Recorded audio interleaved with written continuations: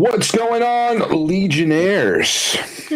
This is Legion of Creators, episode 54, and today is March 17th, 2026. It's St. Patrick's Day, y'all. Let's go. Yeah! St. Paddy's Day. Fortunately, you guys can all pinch me. I'm not wearing green. I'm sorry. Well, actually, no, you can't. We gotta beat Once you I got up. green, I'm okay. Okay. Good. I'm not wearing green. So. I had to throw some green on. So I'm Luke. I'm Kenna. I'm Chris. And I'm Joe, aka Captain Multiverse. You know. All right. And we're just give you a quick rundown of what the episode's going to be about. We got some Marvel talk, Spider-Man trailers dropping tomorrow. Some Daredevil reviews have come out. There's some Rivals updates too. White Fox is getting added to the game. We're getting season 7, and few other things. War Machine, Darth Maul trailer dropped. Kenneth's going to talk about Beast Stars and Iron Lung. I'm going to talk about Toxic Commando. Chris has got some One Punch Man. And Kenneth's going to talk Pragmata a little bit too. And, whatever falls into place along the way, that'll probably happen. So, without further ado, let's jive. Let's dive into it.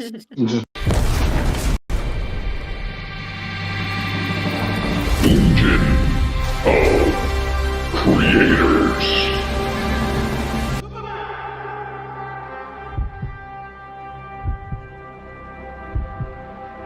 Hey, buddy. Eyes up here.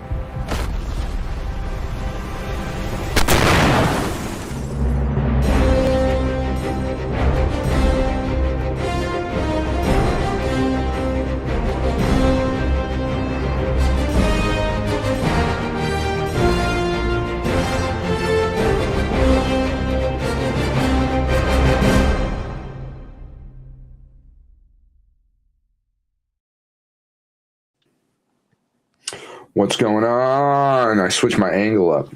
So, yeah, I didn't like that other one. How you guys doing? How was your week? Doing good. Yeah, it's been cool. Just chilling. It's been cool. Other than it being busy at the airport, it's been good. Yeah, all the canceled flights and stuff, and wonderful snowstorms, right? Oh yeah. You know, all the fun. That's good. But I'm glad I'm home at least for one more day, chilling with my peeps, making content. Watched two pretty great movies this week so far, so I'm off for the start. Got some pretty good trailers to talk about. You know, it's gonna be a good day. Yeah, today was a good day. That's what you can play at the end of the day. Yeah, Ice that's Cube. true. You guys excited? We got Spider-Man trailer tomorrow. Yeah, finally. I'm gonna be live. At 6 a.m. Let's go. Right before work, I get to start my work day watching some Spider-Man. There you go. Lego Batman moved a week. Meh. Interesting. Whatever. Whatever about Lego Batman, right? No, it finally. I can't believe it. We're actually getting a Spider-Man trailer because we've been talking about it. We've been crying about it. I know. It's like, wow. Well, just wait till we get into the predictions, because I got some spicy Would you guys predictions. hate it if the trailer was just a nothing burger? Oh, could you imagine? Could you actually imagine if that was it? Honestly, we're going to like, talk about it. it's We're going to talk about it Spider-Man, and then underground. that's Don't worry. it. We're going to talk about it underground. Supergirl was a nothing burger of a trailer, to be honest. Like, Hey. Yeah. No, I mean, we had Lobo and a little bit in there, but it was like so was like a teaser. underwhelming. Yeah, I know, but it's almost like I feel the opposite. Like Superman had this amazing teaser that made people think it was going to be so good, right? And then Superman was good. It was definitely good, but I don't think it was as amazing as the trailer was leading me to believe. It out to be, right. And I think that Supergirl is going to be the other case where it's like the teaser isn't really all that like great or like compelling, but then I think the Supergirl movie is gonna. I think it's gonna be better than Superman personally. Yeah, I think so too because it's a lot darker as well. So right, it's gonna be a lot more emotional. So I think that's definitely gonna pay off a lot better. Sure, yeah, I think it could be really good. But yeah, let's dive into Spider-Man, dude. Spider-Man. Yeah. All right, Spider-Man. We're getting the trailer tomorrow. There were some clips that dropped you guys did not see. I'll just summarize it for you guys. The suit, I gotta give the team props. This is the best Yeah. Spider-Man suit that Tom Holland has The ever suit had. does it. The only thing I can say Yeah. about the suit is the web shooters. That's The the suit? only thing. Well, what about the suit? The web shooters. web That's the shooters. only thing. Oh, we haven't seen them yet, so they didn't really show that in the suit. I kind And- of saw it, but like, yeah, it just looked And a from bit what we've too heard, big. from what I've heard, this movie's going full practical with it. So I'm Full assuming they're going to be practical. really good web shooters because Mm. the guy that they handed Spider-Man to this time is not like the last guy. He really actually knows Spider-Man. Like, even though his most recent claim to fame is making Shang-Chi, he's a big Spider-Man nerd. Like, when he got picked for this movie, he chose this movie over doing the canceled Avengers movie. Like, Yeah. so, like, and then they were going to pick him for, I have a feeling they were going to pick him for another big movie, and he still chose this movie after doing Wonder Man, because he's like, yeah, this is the movie to do. So, he's pretty, so I'm jazzed for Spider-Man. Ever since this movie got announced, I've been hyped. I know people have you can feel out the way you want to feel about No Way Home, but every piece of news that has come out for this movie has only raised my excitement more, and I feel like it just. I know you feel iffy on that, Luke, because I know you're still not on board with the whole Jean Grey thing, but No, not even just Jean Grey. I think there's way too many characters in this movie. I think there's way too many characters. Like Jean But they Grey, gotta figure it out, Yelena, bro. Scorpion, Punisher. Punisher, But that's the thing. They gotta Hulk. figure it out. It's so many. They It's an gotta figure it out, Avengers bro. movie. That's the I'll thing, believe though. So it's gonna be the thing. Like, the reason there's so many characters is a lot of these characters are montage fodder. So some of these characters are gonna be in there for like 5 minutes, maybe not even, and then they're gone. And then it's back to the main I focus. I hope. Also, what up, Exotic? Yeah, Dune 3, Spider-Man, New Day, Invincible, The Boys, Daredevil. There's so much superhero stuff coming out. It's Holy moly. crazy, dude. Yeah. We got for real. all the goodies. We got all the goodies today, guys. Summertime is gonna be a good one. Santa said I'm dropping by in March. Forget December. It's funny, Jake, I was going to mention that too. Also, Tom Holland finally has raised webbing, right? Like, that's the only thing we saw about this movie for a really long time, right? Like, they announced that That a was the while tease. ago. That was We the got that tease. suit, yeah, a while ago. It's like, hey, raised webbing.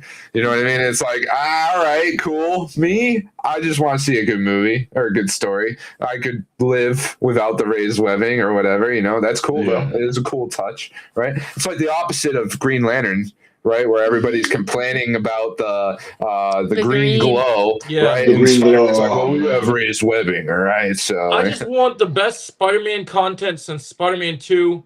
That's what I want, and if we get that, I'll be happy. yeah. So what do you think? You said you got some crazy predictions, Joe. Oh, for Spider-Man? Yeah. Oh, we're gonna see the hand in this trailer.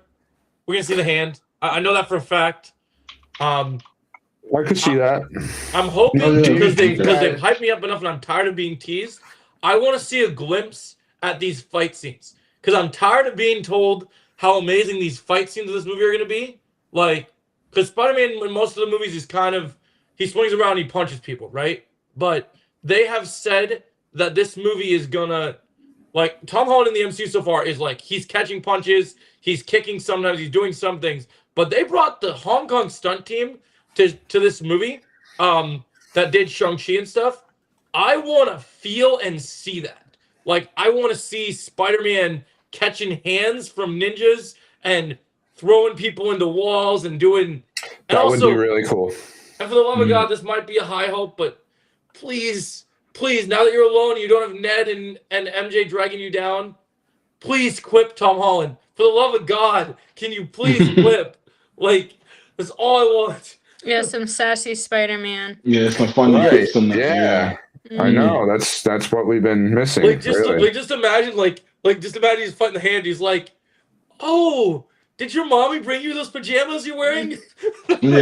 Right, something like that. I Like know. something I'm like kind of. that. I've said this before, but I'm sick of the like nervous Peter that Tom Yep, has been yep, playing mhm. for Yeah. like I feel you. 5 movies now. And it's like, okay, you should be a little more confident, especially if Yeah. you're in the Spider-Man suit. And obviously, we're gonna see Punisher in this trailer. I'm hoping to get a glimpse at that banter. I want to see Peter rage baiting Frank, because part of the fun of Daredevil was, especially Daredevil season 2. If you watch the Netflix season, is the whole you're one bad day away from being me, right?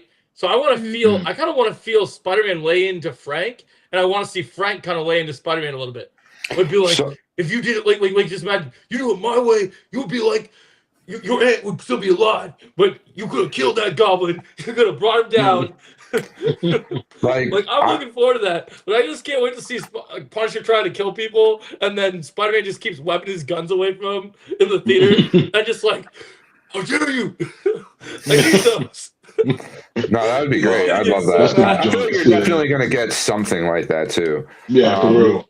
One thing though that like it's not confirmed or anything, but I think would be really cool is, I mean, Daredevil's coming out right before Spider-Man. Like, it would be cool to see Spider-Man in Daredevil. Sure, I feel like that's less likely, but I feel like there might be a Defenders cameo in Spider-Man, or like Wilson Fisk reference at least, like being the mayor of New York. Like, there's got to be some kind of connection there, right? I've heard rumors of Wilson Fisk like not appearing, but like on like a TV screen or something, like still referencing that the mayor of New York is still active.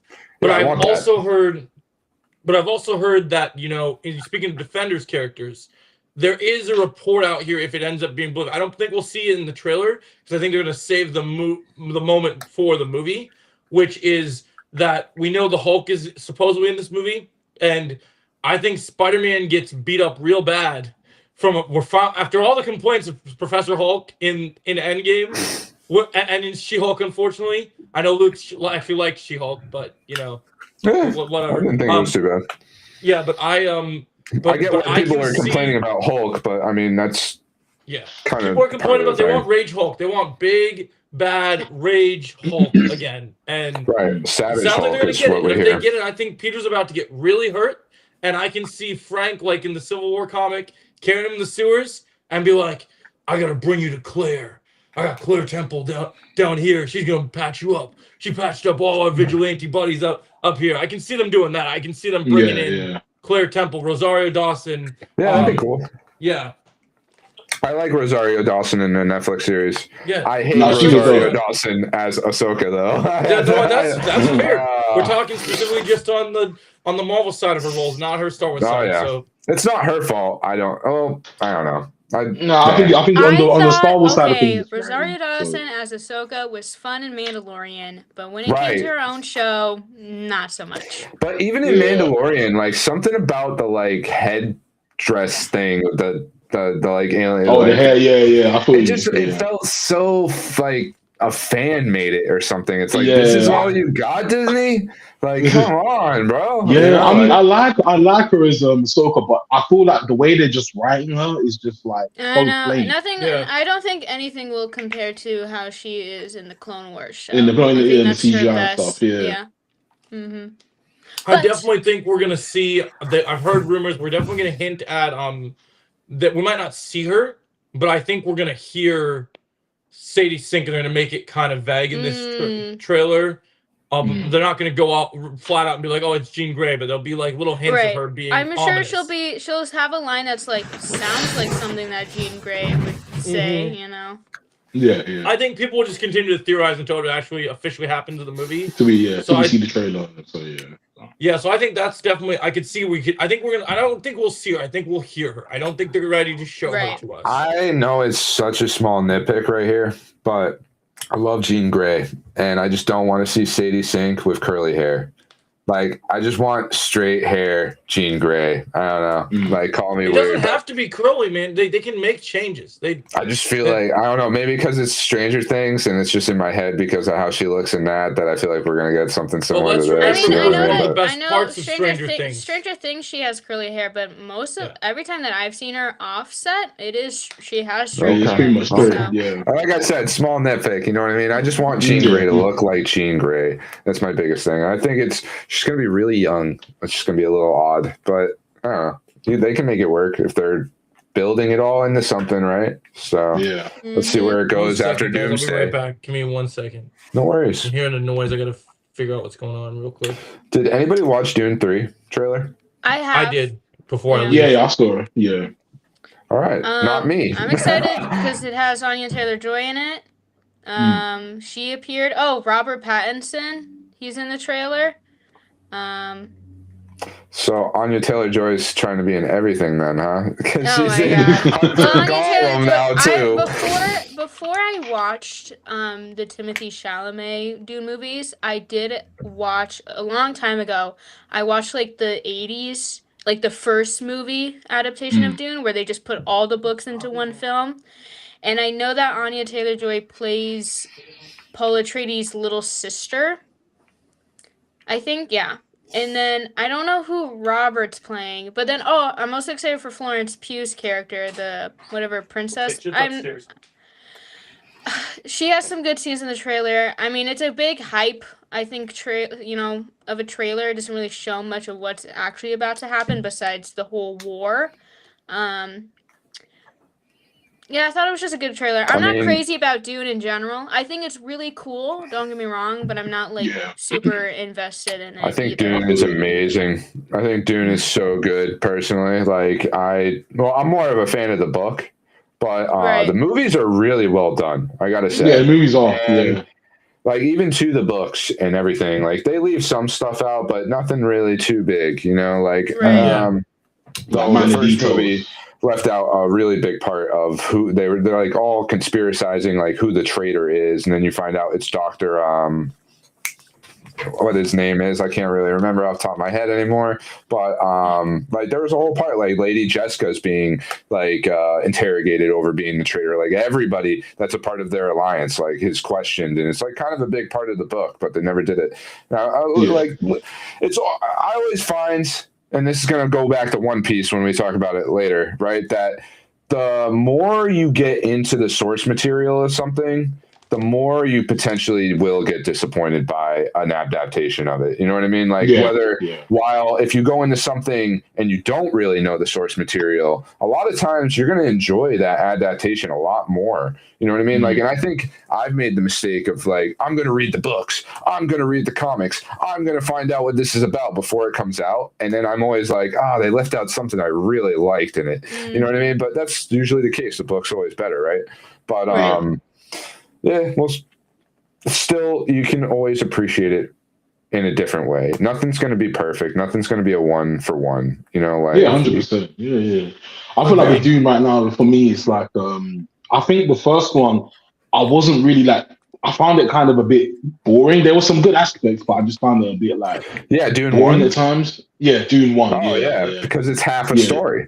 You know what I mean? Yeah, like that's what I felt like. I was just like, this doesn't really fit. But then when you get to 2, it's like, okay, the pacing's a lot better now. I'm like, I'm getting it. I'm finally understanding. Yeah, everybody agrees that I think everybody agrees that the second movie has been regarded as the better of the 2. Like, it has to be. You know what I mean? Like you're literally. It's not like other sequels where it's literally the sequel. It's not even. It's the second half of the book. You know what I mean? Of the first book. So, like, of course it's going to be better. That's where all the good stuff happens. Like, the first half is going to be all the build up to that. Now we're finally there, and it's like, here we go. It took me forever to see Dune Part 2, funny enough. But when I saw it, like, literally a few months ago for the first time, and I thought it was so good. So, I'm looking forward to Part 3.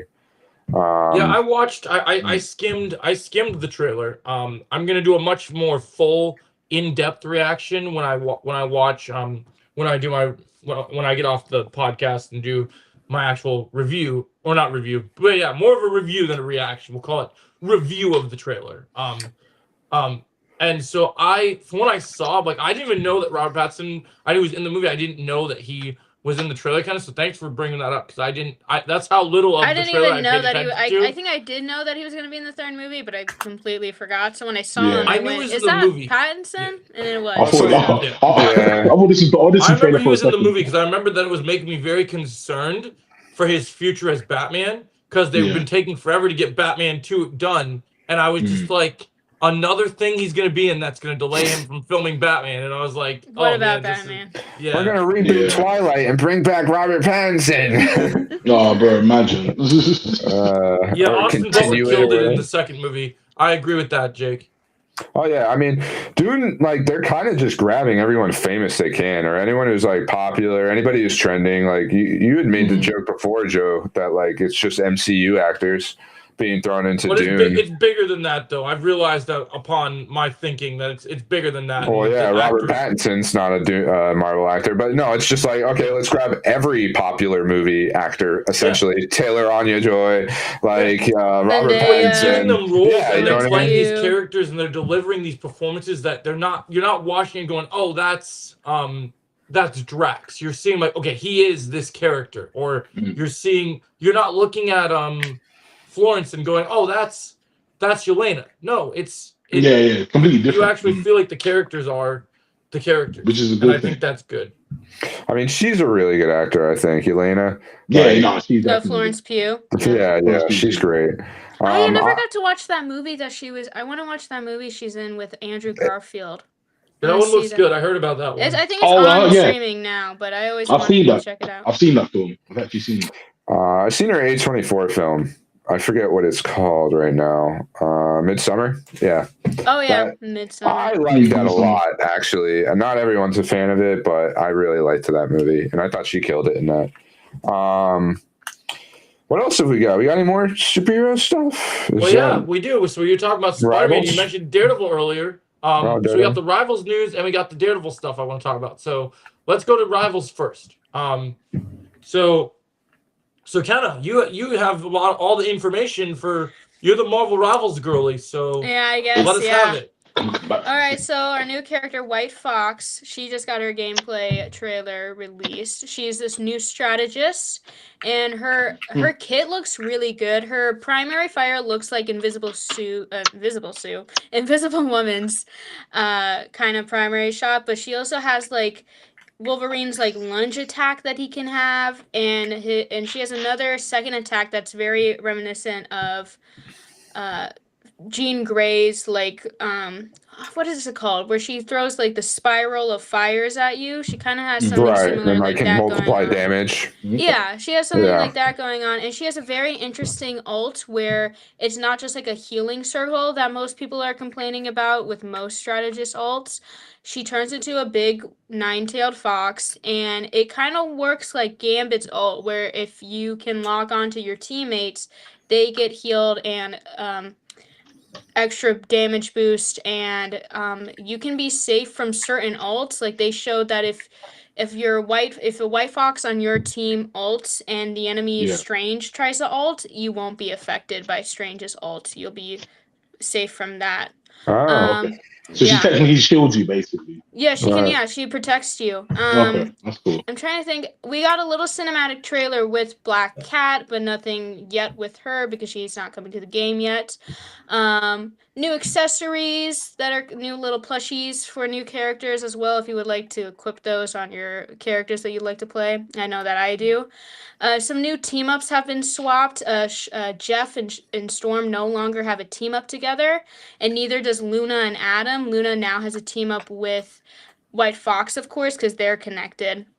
And then Storm and Adam Warlock have a team up now, where if you are playing Adam and you fly, he leaves this yellow trail of like dust around where that heals you. And it's very funny that Storm and Adam are getting a team up. It's because the voice actors for Adam and Storm are married in real life, and Adam, the voice actor for Adam, always said like he wishes there was some interaction between those two characters. So I guess he got that with the team up with Storm and Adam. So interesting pair. That's kind of cool. I didn't I even think know it's that. That's just- cool. Yeah, I think wow. it's just really cool that like, okay, to see like Marvel characters that haven't got the spotlight actually like become more popular again. Like almost like what James Gunn's done, really. Like he brought the Yeah. Guardians of the Galaxy into the spotlight. He takes these lesser known characters and he makes them more popular. Peacemaker. Now Peacemaker's got new comics coming out. Guardians of the Galaxy's got tons of new comics since then.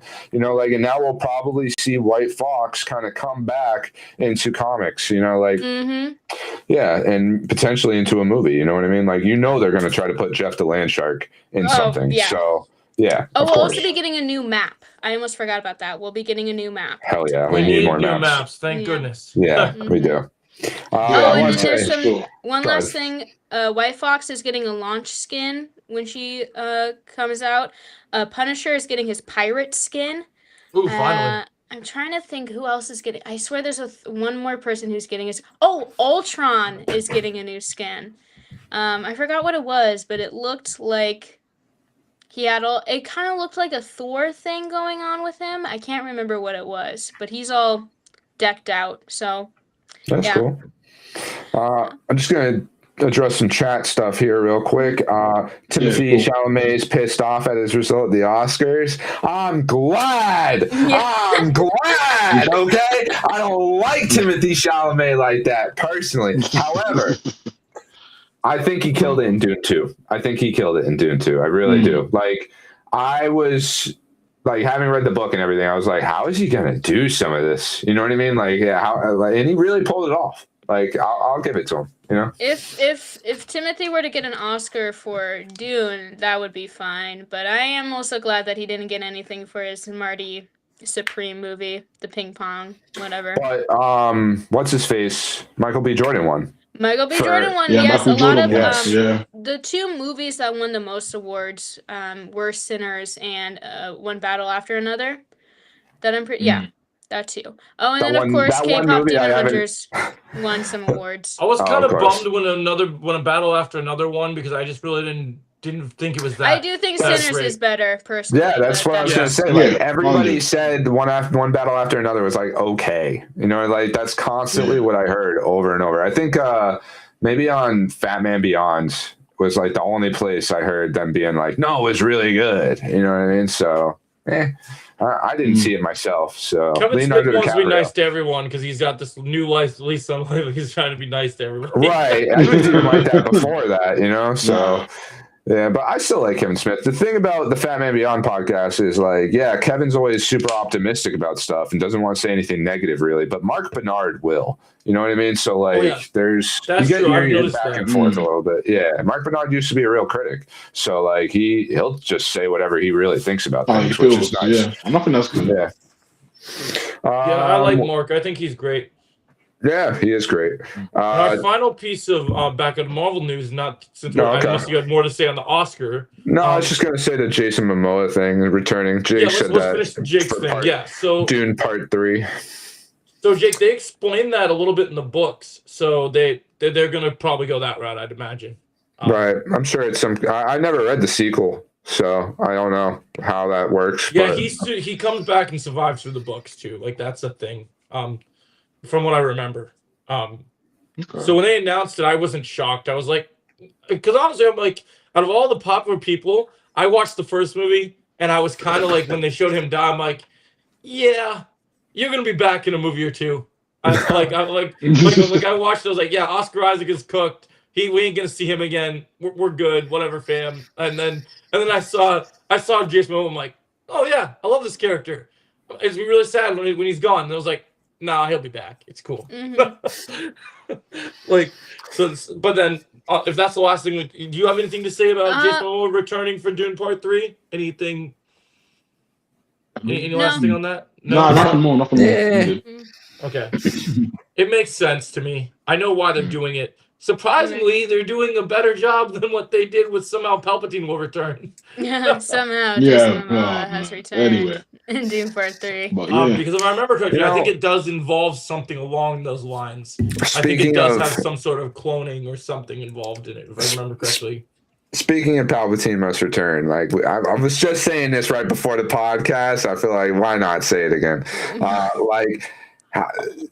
Like Star Wars established Anakin as the most powerful like being in the universe, essentially, right? Like being born Yeah. of the Force. Yeah. And then Yeah. how are you gonna go and bring Palpatine back and be Because like they're running out somehow, of ideas. yeah, somehow he returned, but it's like, so you're saying he's more powerful than Vader, who didn't return somehow? Well, Anakin You know what I mean? actually, there's a little thing about that, Luke, you don't know. Wow. Since you're not caught up on everything. Anakin isn't technically actually Anakin's more they like retconned that. Palpatine is. No, they didn't retcon it. What did they It's do? not then? been retconned. Anakin is stated to be in the world between worlds, the new force behind all that goes on. So in Ahsoka, when you watch Ahsoka, they Yeah, established basically. Yeah, I haven't watched Ahsoka to get back to what we Oh, were talking man. about earlier. So, I mean, the Yeah. new Star Wars stuff is hard to get into sometimes, man. You know what I mean? Like, I don't we'll No, want get to but watch back video to these. games, Star Wars though. in a minute, but we have one more Marvel thing Yeah, to talk no, about. the games are killing Yeah. it with Star Wars Jedi for sure. But We like, do have some Star Wars stuff to talk about. We will talk about the Maul trailer in a minute, but we do need yeah, to let's get just back do that. to Oh, you have more Marvel? We I have still have one more more. Marvel. Yeah. Yeah. Okay. So before we started the show, guys, apparently some lucky critics were giving out some passes to some big influencers to go watch the new season that drops next week, or the first episode of next week, Daredevil Born Again season 2. So we got some first early reactions. And so I summarized, and I'm not gonna read them all for you guys. I'm just gonna summarize basically the consensus. And the consensus is they love it better than season 1. And even if you really liked season 1, I mean, and actually, I just gotta put my point here because this is one of my most anticipated shows.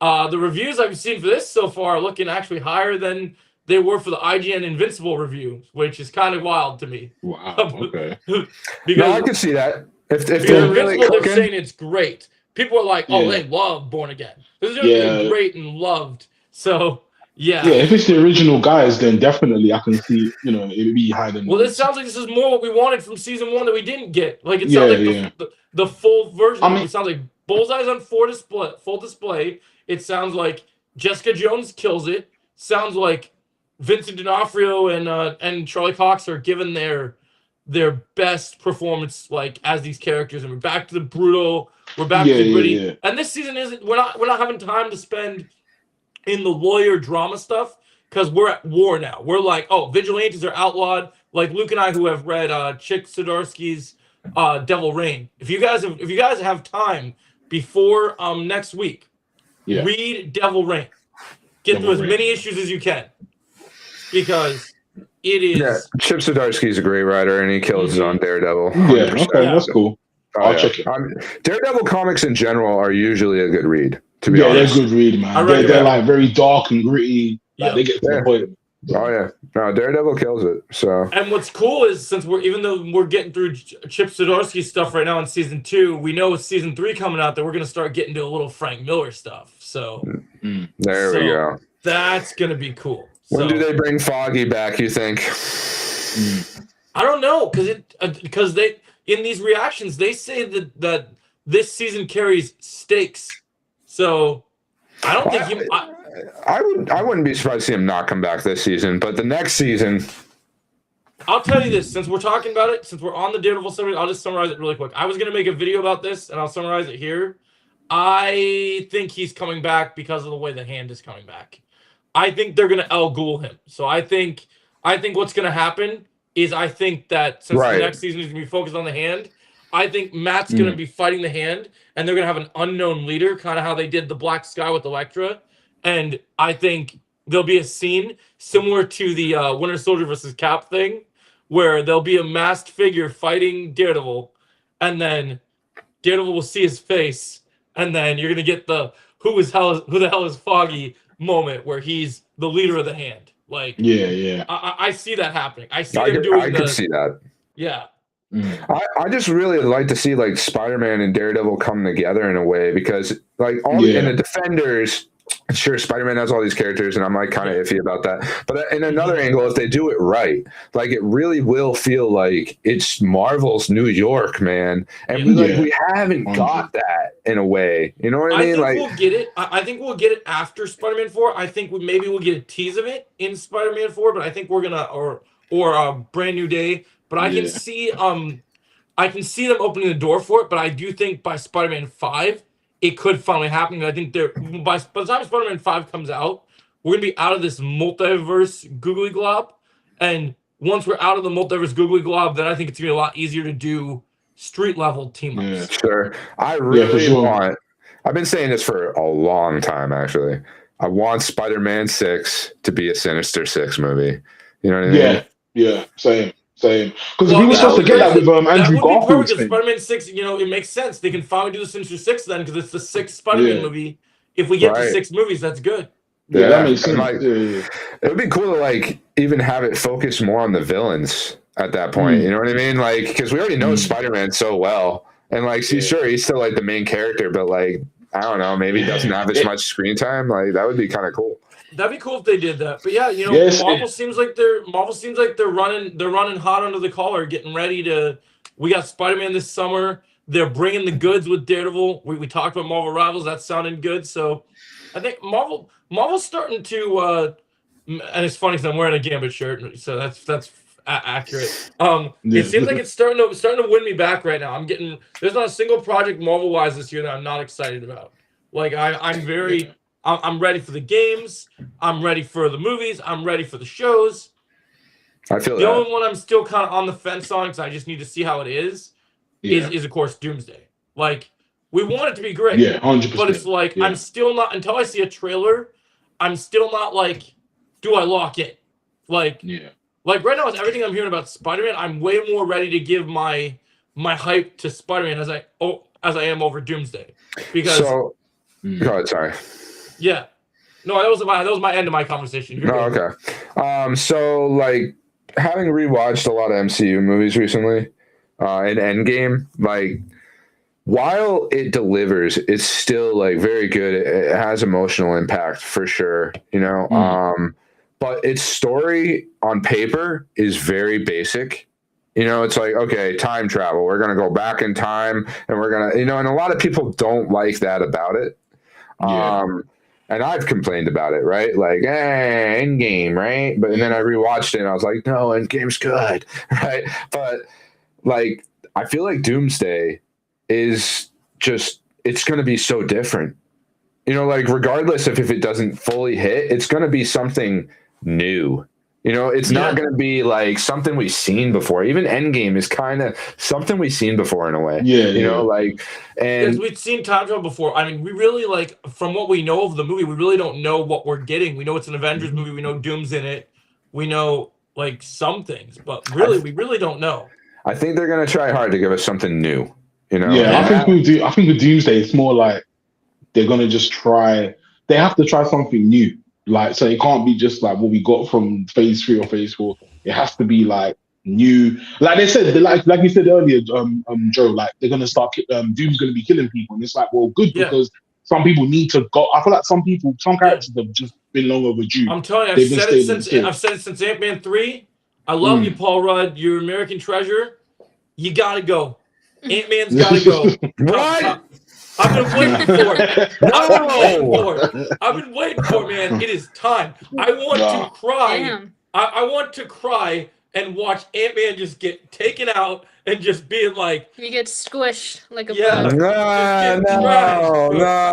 the dude, not emotional my impact on Paul the audience would be Rudd. so good though. Like everyone will be losing it. They're like, but that's my favorite character. He's so nice. Oh my be god, upset. I wouldn't Yeah, I'll be be upset. surprised if there's a scene in Doomsday where, Ant-Man's trying to like get to Doom and he's, flying around and all you hear is like bzz, bzz, and then Doom just grabs him. Well, Like that would and be just I great. don't squishes want him. that like. But I don't that would want be that, crazy. little cheap moment. I want when I want a death. I want Doom like grabbing his throat and like making it hurt. Yeah. Like I want to And cracking see. it, yeah. I want to see it brutal. Like I want to see it like ooh. Like let's push the boundaries and go crazy like we did with Loki in Infinity War. Like I want to feel that shit. to them. I Did I want hear Cassie grabbing his and, throat and then cracking? No, Yeah. I'm just kidding. Yeah, like I want to see I want to see I want to see who's it Oh my called? God. I want to see what's her name? Hope And well, I don't Is think this we'll come back to that Avengers? actress retired, but I want to see Did I Cassie download there. the right movie? Yeah, Yeah. right. Is this a porn version? Like, Oh my god, that's so bad. I'd love to see Hulk just kind of. I'd love to see Cassie just kind of so emotional, just losing. Because one theory I've heard about this movie is that we might see the Young Avengers in this movie, but they might not be in the main story because they might be trapped in the quantum realm. So that when we head to Battle World, they might actually retain their memories and already just be in Battle World, that would be cool. which is interesting. Right. Yeah, I can't wait to see what they do. You know, Yeah. I just love to see more Marvel games. As much as I like Rivals and everything, like we got We need some more Wolverine coming games. out. I definitely Yeah. agree. Yeah, we Well, need we're some just more trying to games. do That Black Panther Panther game's and coming Captain out. America thing. Yeah, Yeah, we got that coming out. that's coming out. Well, Oh, right, Black Panther, Captain America. Yeah, right. I kind of would like to see a Midnight Suns sequel, like improved Midnight Suns. Why not? I never You know, really like- fully played through Midnight Suns, but when I played of it, I wouldn't mind something. Yeah, it would It's be not fun. a bad game. I just think it gets kind of repetitive, where it's like we're fighting the same villains again. Oh, I was going to say this earlier. Invincible. I think like Invincible, like you're talking about Daredevil being more hype and stuff, right? Yeah. I kind of think Invincible, as good as Invincible is, because I love it, believe me, Yeah. I still think it somewhat suffers from kind of like the My Hero Academia thing, which is one villain, like, you know, or like the same villain from the very start. Right. And superhero content, I feel like always kind of thrives more when you have variety, right? Like in different villains. Like that's part of what killed My Hero for me. You know, it's like, okay, it's just the same guy every single season. You know what I mean? The one for all. So I'm not caught up on for Invincible. what I Is it mean, always so I'm not caught up on Invincible. Is it always just Omni-Man? There's no other villains that really like No, there's other villains. There's other Omni-Man's not the villains. villain, bro. No, Omni-Man is not the villain. Yeah, I do spoil it. No, so Yeah, there is sorry. other villains. There is other villains and stuff, but like I thought because he didn't like because he beats up on Mark, I thought he was like obviously the villain, but Have you Oh, yeah, watched yeah, this like, season you- one? you'll see he that. starts as the villain, but he's not the main big bad. I Yeah, think the issue there's- with Invincible is that yes, there's different villains, but they all kind of come from the same place. They're all arguably. Viltrumites. Right, exactly. Yeah. Yeah, You know what I it's mean? not- Like yeah. it'd be like if you watched like a few different Superman seasons or movies in a row, and they all had like Kryptonians as villains. You know what I mean? Yeah, It'd be like, basically. I want something different, though. You know what I mean? Like Yeah. Invincible There can kind was of get like some- that. there was the guy with the huge brain. What's his name again? Oh yeah, that was cool. I forget his name too. Yeah, What he's- his name? But he was a cool character. But again, like I need to catch up he's not on around Invincible, no but I more. hear what you're saying when you think of variety because like look at this, we already have potentially 3, technically 4 villains if you consider them like with Daredevil when you compare the two shows. Yes, Right. Fisk is the main header, and we want to get Fisk, we want to hurt him bad, but we got Bullseye in here kind of being a wild card, kind of being a loose Right. cannon, like oh maybe he Yeah, teams up with yeah, Daredevil a little bit definitely. because he hates Fisk for breaking his spine, but he's also kind of like, all right, I'm kind of going to cause some chaos and be a problem. And then you got Right. the anti-vigilante task force that are working for Fisk. They're kind of their own little characters. They're the Punisher fan club. Yeah. So and then I already told Right. Chris about this. I have a problem that I've been meaning to make this video for a long time. The lead guy of my one gripe with season 1, the lead guy of the task force, his name is Cole North. And Cole North he's supposed to be this big character. He's kind of supposed to be like the Jim Gordon. Oh yeah, I remember. I remember you said. Of the like Daredevil Punisher Yeah. Netflix world, right? And in the show, they make him the guy that executes the original White Tiger, and then he's treated like a bitch the entire time that he's in season 1. And I'm just like, I've had this big video. I want to do this series about how characters from their source material are disrespected so badly, and that's one of the biggest examples. I was like, dude, this is the guy that's supposed to be like, he's supposed to be beating Punisher and Daredevil up to a bloody pulp. This is the guy that's supposed to be like a problem. And they made him just cannon fodder. Like, he lives. Apparently he's in season 2, but they're kind of doing that cartoon villain thing like, oh yeah, I got beat up a little bit. I got hurt. Okay, I'm back for Yeah, more. basically. Like, which is fine, because I think all these task force are going to get what they deserve in season 2. So it's good. I like that they're going to be paying as the bad guy. And then we got the other thing when you speak of variety villains. We got Matthew Lillard in this thing, just kind of Oh yeah, whatever yeah. he's gonna do. Yeah. So it's like the fact that that's the one thing I love with these reactions is the trailers is not giving the vibe that Matthew Lillard played that big of a role into this story. But apparently, according to these reactions, I guess he does. So, because they're praising him, so that should be cool. So I'm hyped for that. I love we're getting Defenders back. I love that we're taking this city back from Fisk. I kind of love. I know people hate on it and they hated on with Superman. I love that Marvel's ripping the Band-Aid off and they're going for the political, like, hey, because this is the comics, like, hey, this guy he's our leader and he's a piece of shit and we need to get him out of here.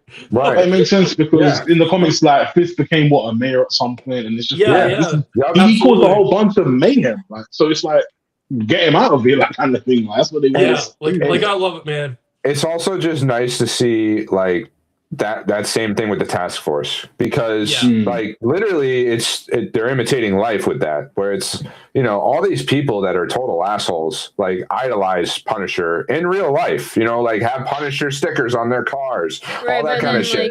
Right. And it's not what Punisher actually stands for, you dick. Punisher you know would what I mean? hate these guys if he was real.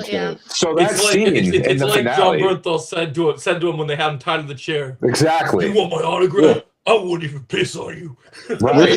Yeah. No, it's great. And it's like, thank you, Marvel. Thank you, Disney, for actually doing something with that. Because it felt like for the longest time, they were afraid to do anything with it. In fact, they would pull Punisher kind of away from the main stories, like in the comics and stuff. They didn't want to deal with Punisher for a while because of all these people. Yeah. And it's like stuff, but these are superhero stories, and they should be about, you know, good conquering evil ultimately, right? And if you're the other cool thing is doing that, about conquering evil is really cool. The other cool thing when we're talking about these characters in the show, you guys remember? You guys all watched Hawkeye, right? Did you guys watch the Hawkeye? Yeah, I watched Hawkeye. So I saw they've been putting out these TV spots to hype up Born Again, and there's a little segment of, like, because we know at the end of season 1 they had all the vigilantes except for Daredevil get captured, right, by the task force. Yeah.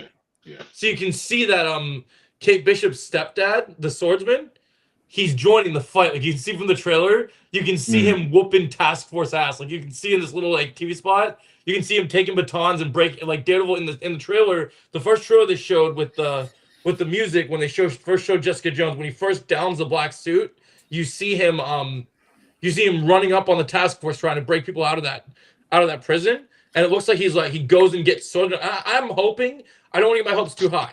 I'm really hoping that the guy, because the actor, I think the actor's on Narcos. I think that's where he originated from, if I remember correctly. Who, Pedro? The actor's not Pedro. The other guy. I'm just kidding. No, that's funny. But he had said in an interview before season 2 was even doing promotion that he got to do some crazy fight scenes, and now it looks like we're seeing it. Because, like, my whole thing is I was so amped to see him transition from being in being in Hawkeye to being in to being in Daredevil, because they're very different worlds. Because, you know, that was more the lighthearted, fun kind of Christmas story transition to this real gritty street level. And in season 1, he kind of plays the politician that's kind of like trying to get under Fisk's skin, and then Fisk makes him pay for it, and then locks him away.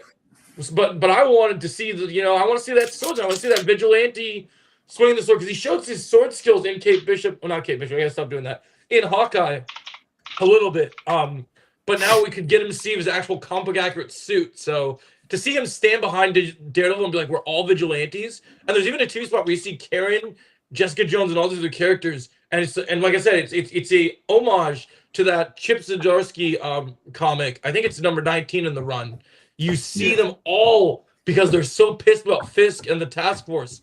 The citizens of New York put on their own makeshift, like, Daredevil masks, and, like, they rally behind Daredevil, and you're like, let's get this son of a bitch. Let's take our city back. And if only we could do it as a country. Right? Mask on, let's go. But hey, what are you gonna do? But anyway, we love Marvel here, but we really got to talk about this Maul trailer. So. Oh yeah, Star Wars. Star Wars time. Yeah, let's talk about the Maul trailer. Yeah, man. No one ever really died. So we've all watched it, right? Yeah, I've seen it. Yeah. No, I haven't watched the trailers. I I love this trailer. the thing that is so I have a love-hate relationship right now because Marvel's like, you're back, you're happy, I'm feeding you well, it's amazing, right? And with Dave Filoni returning to Star Wars, they're slowly, just when I'm out, they reel me back in. It's like, okay, I'm out. I'm like, okay, fuck the Acolyte, get out of here with this shit. I don't want to see nothing. I don't want the Spray movie. We're still not long after, you know. So I feel like this show is really more so Kathleen Kennedy than it is. No, it's not because when they made this show, they were able to keep it. They had even said that she might have some involvement in it, but this was Dave. This is the one project that Dave and Sam were able to keep away from her clutches. Oh, because she for some reason never was able to get involved in the animated stuff as much. She only wants to infect the live action stuff.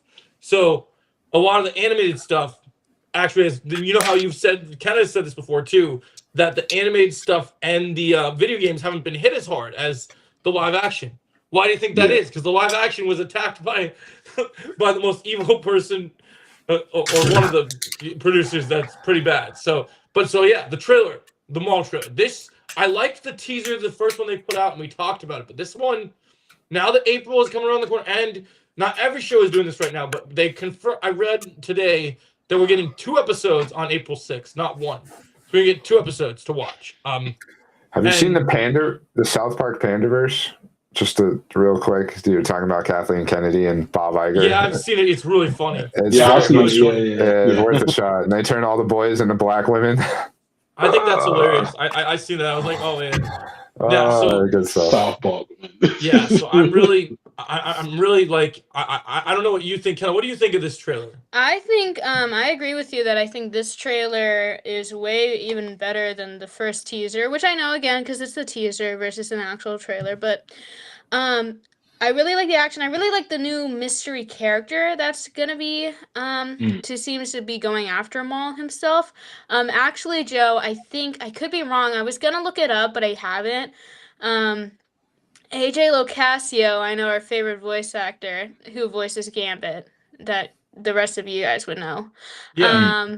He voices one of the characters that are after Maul in this show. Yeah, which is Mirok, which is what I told you. He voices the Inquisitor. So, well, there's 2 of them technically, but he actually voices I couldn't remember which one though. That was it. He voices the one that you guys remember. You won't remember this one because you didn't watch Ahsoka, but in Ahsoka, there's an Inquisitor that's made out of Night Sister magic named Mirok. And since this is before Ahsoka, we're going to see the real guy before Night Sister magic recreated him. Yeah, basically. So my feeling is that because it's Night Sister magic, I have a feeling that at some point during this show, we're going to learn that Maul dices him up. And then Mother Talzin probably just does something to restore his body or puts it in some magic something like that, some yeah, witchy stuff, because Maul's gonna dice him up. I'm sorry, like I know it's like, oh, the Inquisitors are after Maul and the Empire, yay the Empire, but I'm telling you, dude, Maul is taking out these Inquisitors. One thing I really like is a lot of people were predicting this show and they really wanted, because a lot of people were so excited when they first saw the concept art of Maul and this other Jedi, right? Yeah. And a lot of the marketing, a lot of people assume we're gonna do the whole Maul and Talon thing, right? I'm actually so glad to say this. I'll be right back. No worries, Luke. I like that we're not doing the Maul and Talon thing.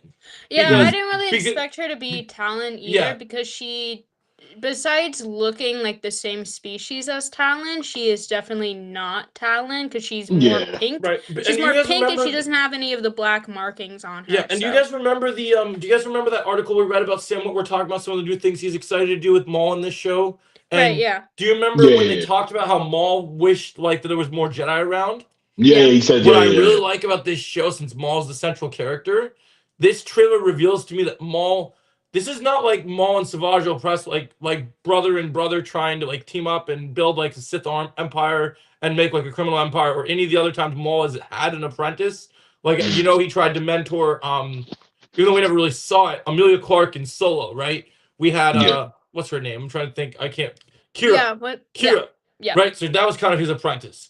This time, even though it's Maul's show and you can make the angle that Maul's not a Sith, so he's not technically a bad guy. He is still kind of a bad guy. This trailer shows. He serves himself. Yes, and what I like about this trailer is it confirms to us in this trailer that Maul is using this Jedi to get what he wants. Like you can see in the trailer that Maul is still like Sam says in the interview.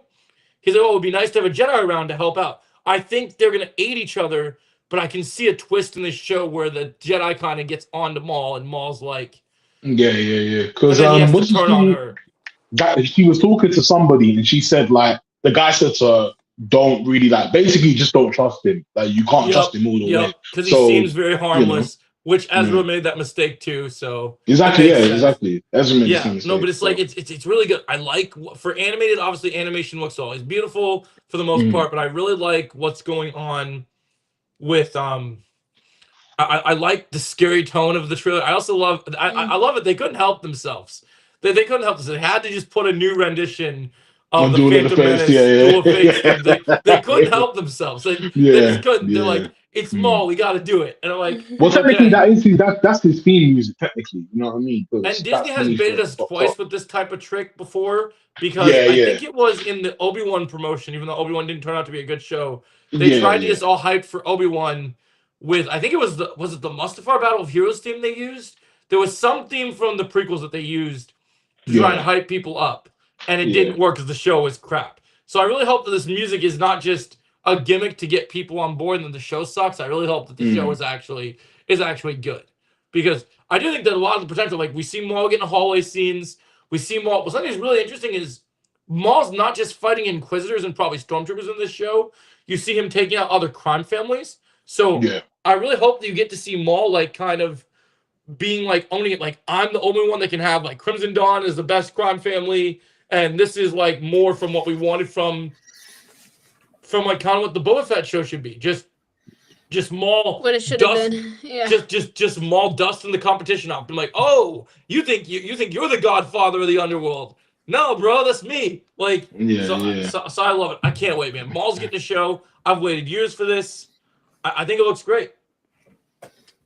Give me a Vader We don't have show. to wait too long. Oh my god, stop. What did you say, Luke? I He said, said give me a Vader Vader show. show. Oh my god. I would Rewatch actually the love that. movies. I would love one, but I don't know. Right in this climate, I don't even know. So. No, it's fine. I think the Maul show will be awesome. So, but I would love a Vader show about him killing the remaining Jedi and Palpatine, like in a Yeah, same. I wanted that How for do you years do a Vader too. show without James Earl Jones, though? That's the big question. How are you going to do that? Remember you that gotta he signed do it over. at some He signed point. over his rights, didn't it, for the AI That's voice? true. I guess they might still have it. So, But it so probably they can won't still sound do as that. good, would it? Wouldn't they have to alter it? I mean, they used it in Kenobi. They used it in Kenobi. I guess it was okay. Yeah. Yeah. They could. I noticed it didn't quite sound the same though, so like maybe. Yeah. I'd rather just get a whole new voice actor I instead of agree. using a dead guy's AI. That doesn't feel right. I don't think that. I don't know. I don't know. I kind of read that as disrespectful. I mean, no, even though he No, I gave hear it. permission to them, Yeah. he did sign over his Right. stuff. To them. I know, but still, I just like I don't know. I think I would rather have someone who can just so happen to do a good impression. You know? Yeah, Remedy the no, I mistake agree. remedy the mistake that God of War made. Get Christopher Judge. Let's do it. Do you think James Earl Jones did it because he wants the legacy of his voice to continue on, or do you think he did it to support his family? You know what I mean? Because they still getting the checks from his voice, yeah. right? Right. Like, so that's kind of how I see it. Rather I mean, here's than my thing: is that he wouldn't necessarily need to sign away his voice to secure the legacy because it was always going to be there no matter what, true. right? But to continue it, But right? so I think definitely probably leaning towards more the latter, where it's to have his family get those checks. So. Right, that's why Yeah, it it's makes sense. Disney money, man. Come on, be Disney like, money. oh, you guys are good, even when I'm gone. Like Yep. Yeah, basically. Yeah, he's got to get that Disney money. Okay, what's our next thing? well, the next big thing we could get into is One Piece. Okay, that's good. I'll let Let's you guys talk about War start. Machine first, but we can do One Piece. Yeah, let's save the more obscure stuff for later. And that, Yeah, we can do that and- later. That's fine. All right, let's That's jump cool. into All right. One Piece. So I know Chris has watched the first 2 episodes. Luke, how far are you? Same. I'm on the 2nd episode of season 2 right now, actually. Okay, I will keep I'll keep my thoughts very very vague because I don't want to spoil. Yeah, anything for you no guys. spoilers right now. Probably. I mean, next week we could revisit Yeah, it. no, I'll and- keep it vague, but I really enjoyed it. I watched all 8 episodes. I watched all 8 episodes. I really liked it. There's some really good surprises for fans of the anime that I think will really like. I think even if you don't like this season, I think you'll get really hyped up for season 3 by the end of watching this season. That's all I'll say on that one. But I think everything I like, this is coming from someone who likes season 1. I think season 2 improves on everything that season 1 already did really well, but makes it better. Like, some of the things that I think are really good are, I think the action, was really good in season 1. This season feels way more like they take the anime level to the show a lot crazier. Where like it is live action anime. Where like other than like the Devil Fruit stuff, it didn't feel like it was that anime. I'm trying to think the word for it. Like more grounded, right? It's like they're trying to make grounded. a live action thing, and now they're kind of like leading into in this season that are a lot more like, oh shit, that's right, this is live action anime, and you're like, you kind of go, okay, that's kind of cool, and there's some cool ones. You guys are, I'm trying to think, you're 2 episodes in. Do you guys meet Smoker yet? Oh yeah. Okay. Smoker, Okay, good. Smoker. Yeah. I like that Buggy came back. I thought that was awesome. I think so. The show is really well made. There's no denying that. Like the budget's there, like the sets are there, the characters actually like they look and feel like the characters enough. Like maybe there might be a couple things that are off here and there, but it's a live action adaptation. You're not going to get it one for one like we were talking about earlier. Yeah. Right. But and no, I really do think it's good. So now I'm a couple things I don't like about it. All right. So just like, I don't know, and it could be nitpicky, but for me, literally like one of my favorite episodes of One Piece is Zoro's backstory. You know what I mean? And they don't do it in the live action, and it breaks my heart, dude. Like it really bothers me because I find it to be one of the more emotionally impactful episodes of the entire show. Like there's the girl in season 2 with the black hair, the sword. I don't remember her name off the top of my head, but Tagishi, I think her name is Tagishi. Yeah, I think that is it. And she, like, they don't even tell you that she, like, so Zoro like grew up with her, right? And she wanted to be the greatest swordsman of all time, but her father's like, a woman could never do that. You know what I mean? So like she kind of is very like snarky and fights against things and it's like trying to, achieve something that it doesn't feel like necessarily possible.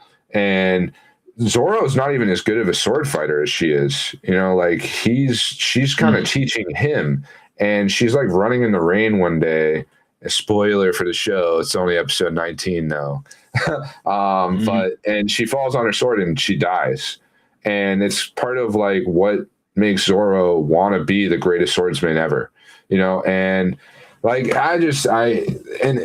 then she's there again in Logtown, and like Zoro's like, what the hell? Like, how does this make any sense? And they don't really explain that. And I like, there's an element of mystery to the anime that the live action has failed to produce. You know what I mean? Like, and I'm not that the live action isn't good. Like, I'll continue to say this because I know there's so many fans of this live action version that will try to tear apart anybody who says anything bad about it. Like, I've seen it online already. And like, I just think you have a couple missed opportunities. You know what I mean? Like the show's implying that Roger is Luffy's kid. Like you already know kind of who, and then Dragon shows up and there's just not as much that mystery just isn't there. Like they skipped the opportunity to have this like women empowerment moment with this girl, like in the backstory of Zoro's story, not to mention explain why Zoro is, you know what I mean? Like where he's not talkative. He's very, stands alone type of character, does his own thing.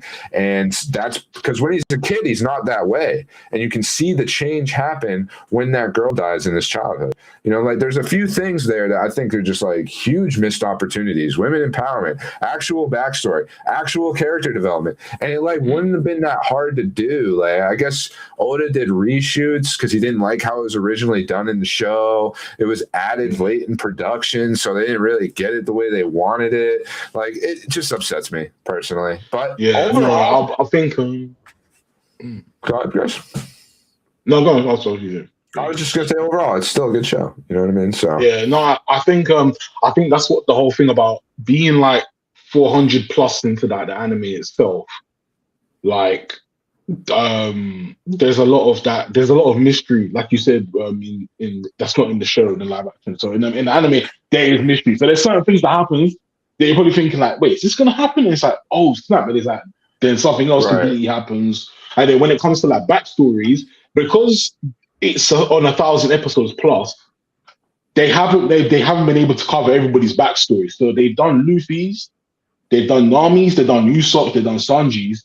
The last person to do was Zoro, and I think Zoro's backstory is about 900 episodes in. So they're trying to make sure they cover everything before they continue the journey almost to the One Piece, and in that way, everybody like basically everyone just keeps on the same page basically. But yeah, like from what I've seen from that's what I've heard from the anime anyway. So I'm still kind of like behind this stuff. But seeing these first episodes of the live action, I thought this kind of does take me back to watching the early episodes of like One Piece stuff, because I can't even like I remember certain things, but from like episode 1 to like 100, it's kind of a bit of a blur because it's been so long since I've seen them. So like now seeing what they've done, I'm just like, man, they've really captured like all the early stuff, that the Alabasta, going on to the Alabasta stuff, and I'm just like, it's so cool, like, it's, you know what I mean, from what I've seen in it. So, it but does yeah, I make do me think the wanna- mystery. Right, and it makes me want to watch the anime again. Like, it really does, and like get that feel, because there are things they absolutely nail, man. Like that first episode of season 2, Logtown, like that whole episode is so good. You know, like Yeah, it's definitely. the only thing I feel is left out is just that Zoro flashback. You know, like other than that, like it's well done, so well done. I've seen complaints about this or that, like small nitpick shit. You know, like I wish Smoker had more smoke, because like when you watch, yeah, I know, but like when you watch it though, like and Smoker's on the screen, dude, like there's so much smoke, it's comical. Yeah, for real. Like, I don't know. Yeah, but I like that, you know, and I kind of wish I was there too, but I can live with it. It's like you're saying, Joe, like the first season was more grounded. I feel like you can say that about season 2 as well. You know what I mean? Because it's still, there's a lot of Yeah, but that's outlandish because things. you haven't seen the rest of the episodes. You only watched the first 2. I know, but even with that, I have like, that information, so I can say that because I've watched the whole season. You can't say that, so. I mean, I read a lot about it as well, but even episode 2, like it's more grounded. Like the guy with the Laboon, right? He's supposed to be inside of Laboon. You know what I mean? Yeah, Like, but he's just inside, living on the outside. Like, that's just, On the outside. you know, like as I watch more and more of it, I kind of get more and more examples of how it is more grounded. You know what I mean? And there's nothing wrong with that, because it's like what they're going for. But sometimes, and like, you know, there's just, I see so many arguments about this show now that I've looked up of stuff about it. And, you know, like, it's never going to be a one-for-one adaptation. Like people that are defending it, you know what I mean? And it's like, they don't even understand. They're like getting upset because they like it, that the original anime fans are like, well, it's not the same. You know what I mean? And it's like, it's not that we need it to be the same. It's that I think just like certain moments being left out or not as important kind of hurts sometimes when you know how important they are. Right, in the anime. Definitely. So like it's that's all. You know what I mean? It's just a little thing. It just stings a little at times. It's crazy. You know what I mean? Like depends. So, but it's still very good. Like I will still stand by that. It's still totally worth a watch. And Kenna is going to start it up next week, I think. No. Yeah, that'll be good. No. No, it's crazy when you think Don't about it, spread because lies. like I got other things to watch and other it's crazy. animes to watch. It's kind of crazy when you think about it, because like the live action has created like its own cult fan base. The anime's got its cult fan base, and it's just like me. I'm just kind of like, I'm also in the middle. I'm just like, I see the aspects of what they're going for in the live action. I think that's really cool.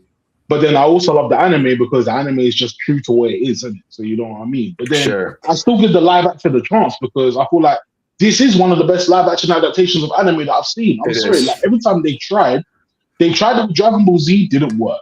They tried it with Death Note, didn't work. They tried it with like so many Cowboy others. It's Bebop. not Cowboy work. Bebop. Cowboy Bebop, oh man, that's Not some even other an one. anime, but the live action Avatar Airbender. That Yeah. shit Yeah, was Yeah, no trash. yeah. Oh Trash, man, you know bro. what I mean? Trash. At least the Netflix Avatar for the last two, from what I saw for the first two seasons, was actually good. Like compared to what the Avatar. Yeah, people like the newer one better than the Yeah. Shyamalan film. I can't support it simply because the creator of the actual show walked Fucking away. left. Yeah, Left because because he that didn't shit was like dog shit. didn't like what he was doing. Oh, Didn't like what they were doing. Didn't think they were honoring his vision. You know what I mean? No, Like and, so. and listen, I totally agree with the whole like the One Piece live action doesn't need to be beat for beat the same as the anime, and the same thing goes for the Avatar one. But there's a difference between simply not going by the story beat by beat to just like completely ripping away what the characters' core values are and their personalities and the arcs that they go through. The more specifically the development, and I feel like the live action Avatar literally just it irks me. They just Like, yeah. I haven't Yeah. actually watched it, I feel but you. like part of why I read that the creator left was because like they had like Aang and God, what's her name with the K? Katara. Katara. I didn't want to say it wrong. Like they're already kissing and like having a like actual romantic relationship. Like they're pursuing that early in the show, and it's like that is Right, not and what happens. That's no, and also Whoa. not only that, Yeah. but Sokka's whole character development. You know, Sokka, the Yeah, brother yeah, to the brother. Katara. Yeah, Oh, you yeah, know yeah, how yeah, he was kind of a I don't know, like he was. It's a little shit, you know what I mean? Yeah, But, he's a little like, shit. Yeah, and then he gets that character development, and I think it's so good in the animated show, but they just did it. They did it so botched in the live action. Yeah, they basically botched it in the live. I'll do admit that. Yeah, like in terms of the live, because I've watched both seasons.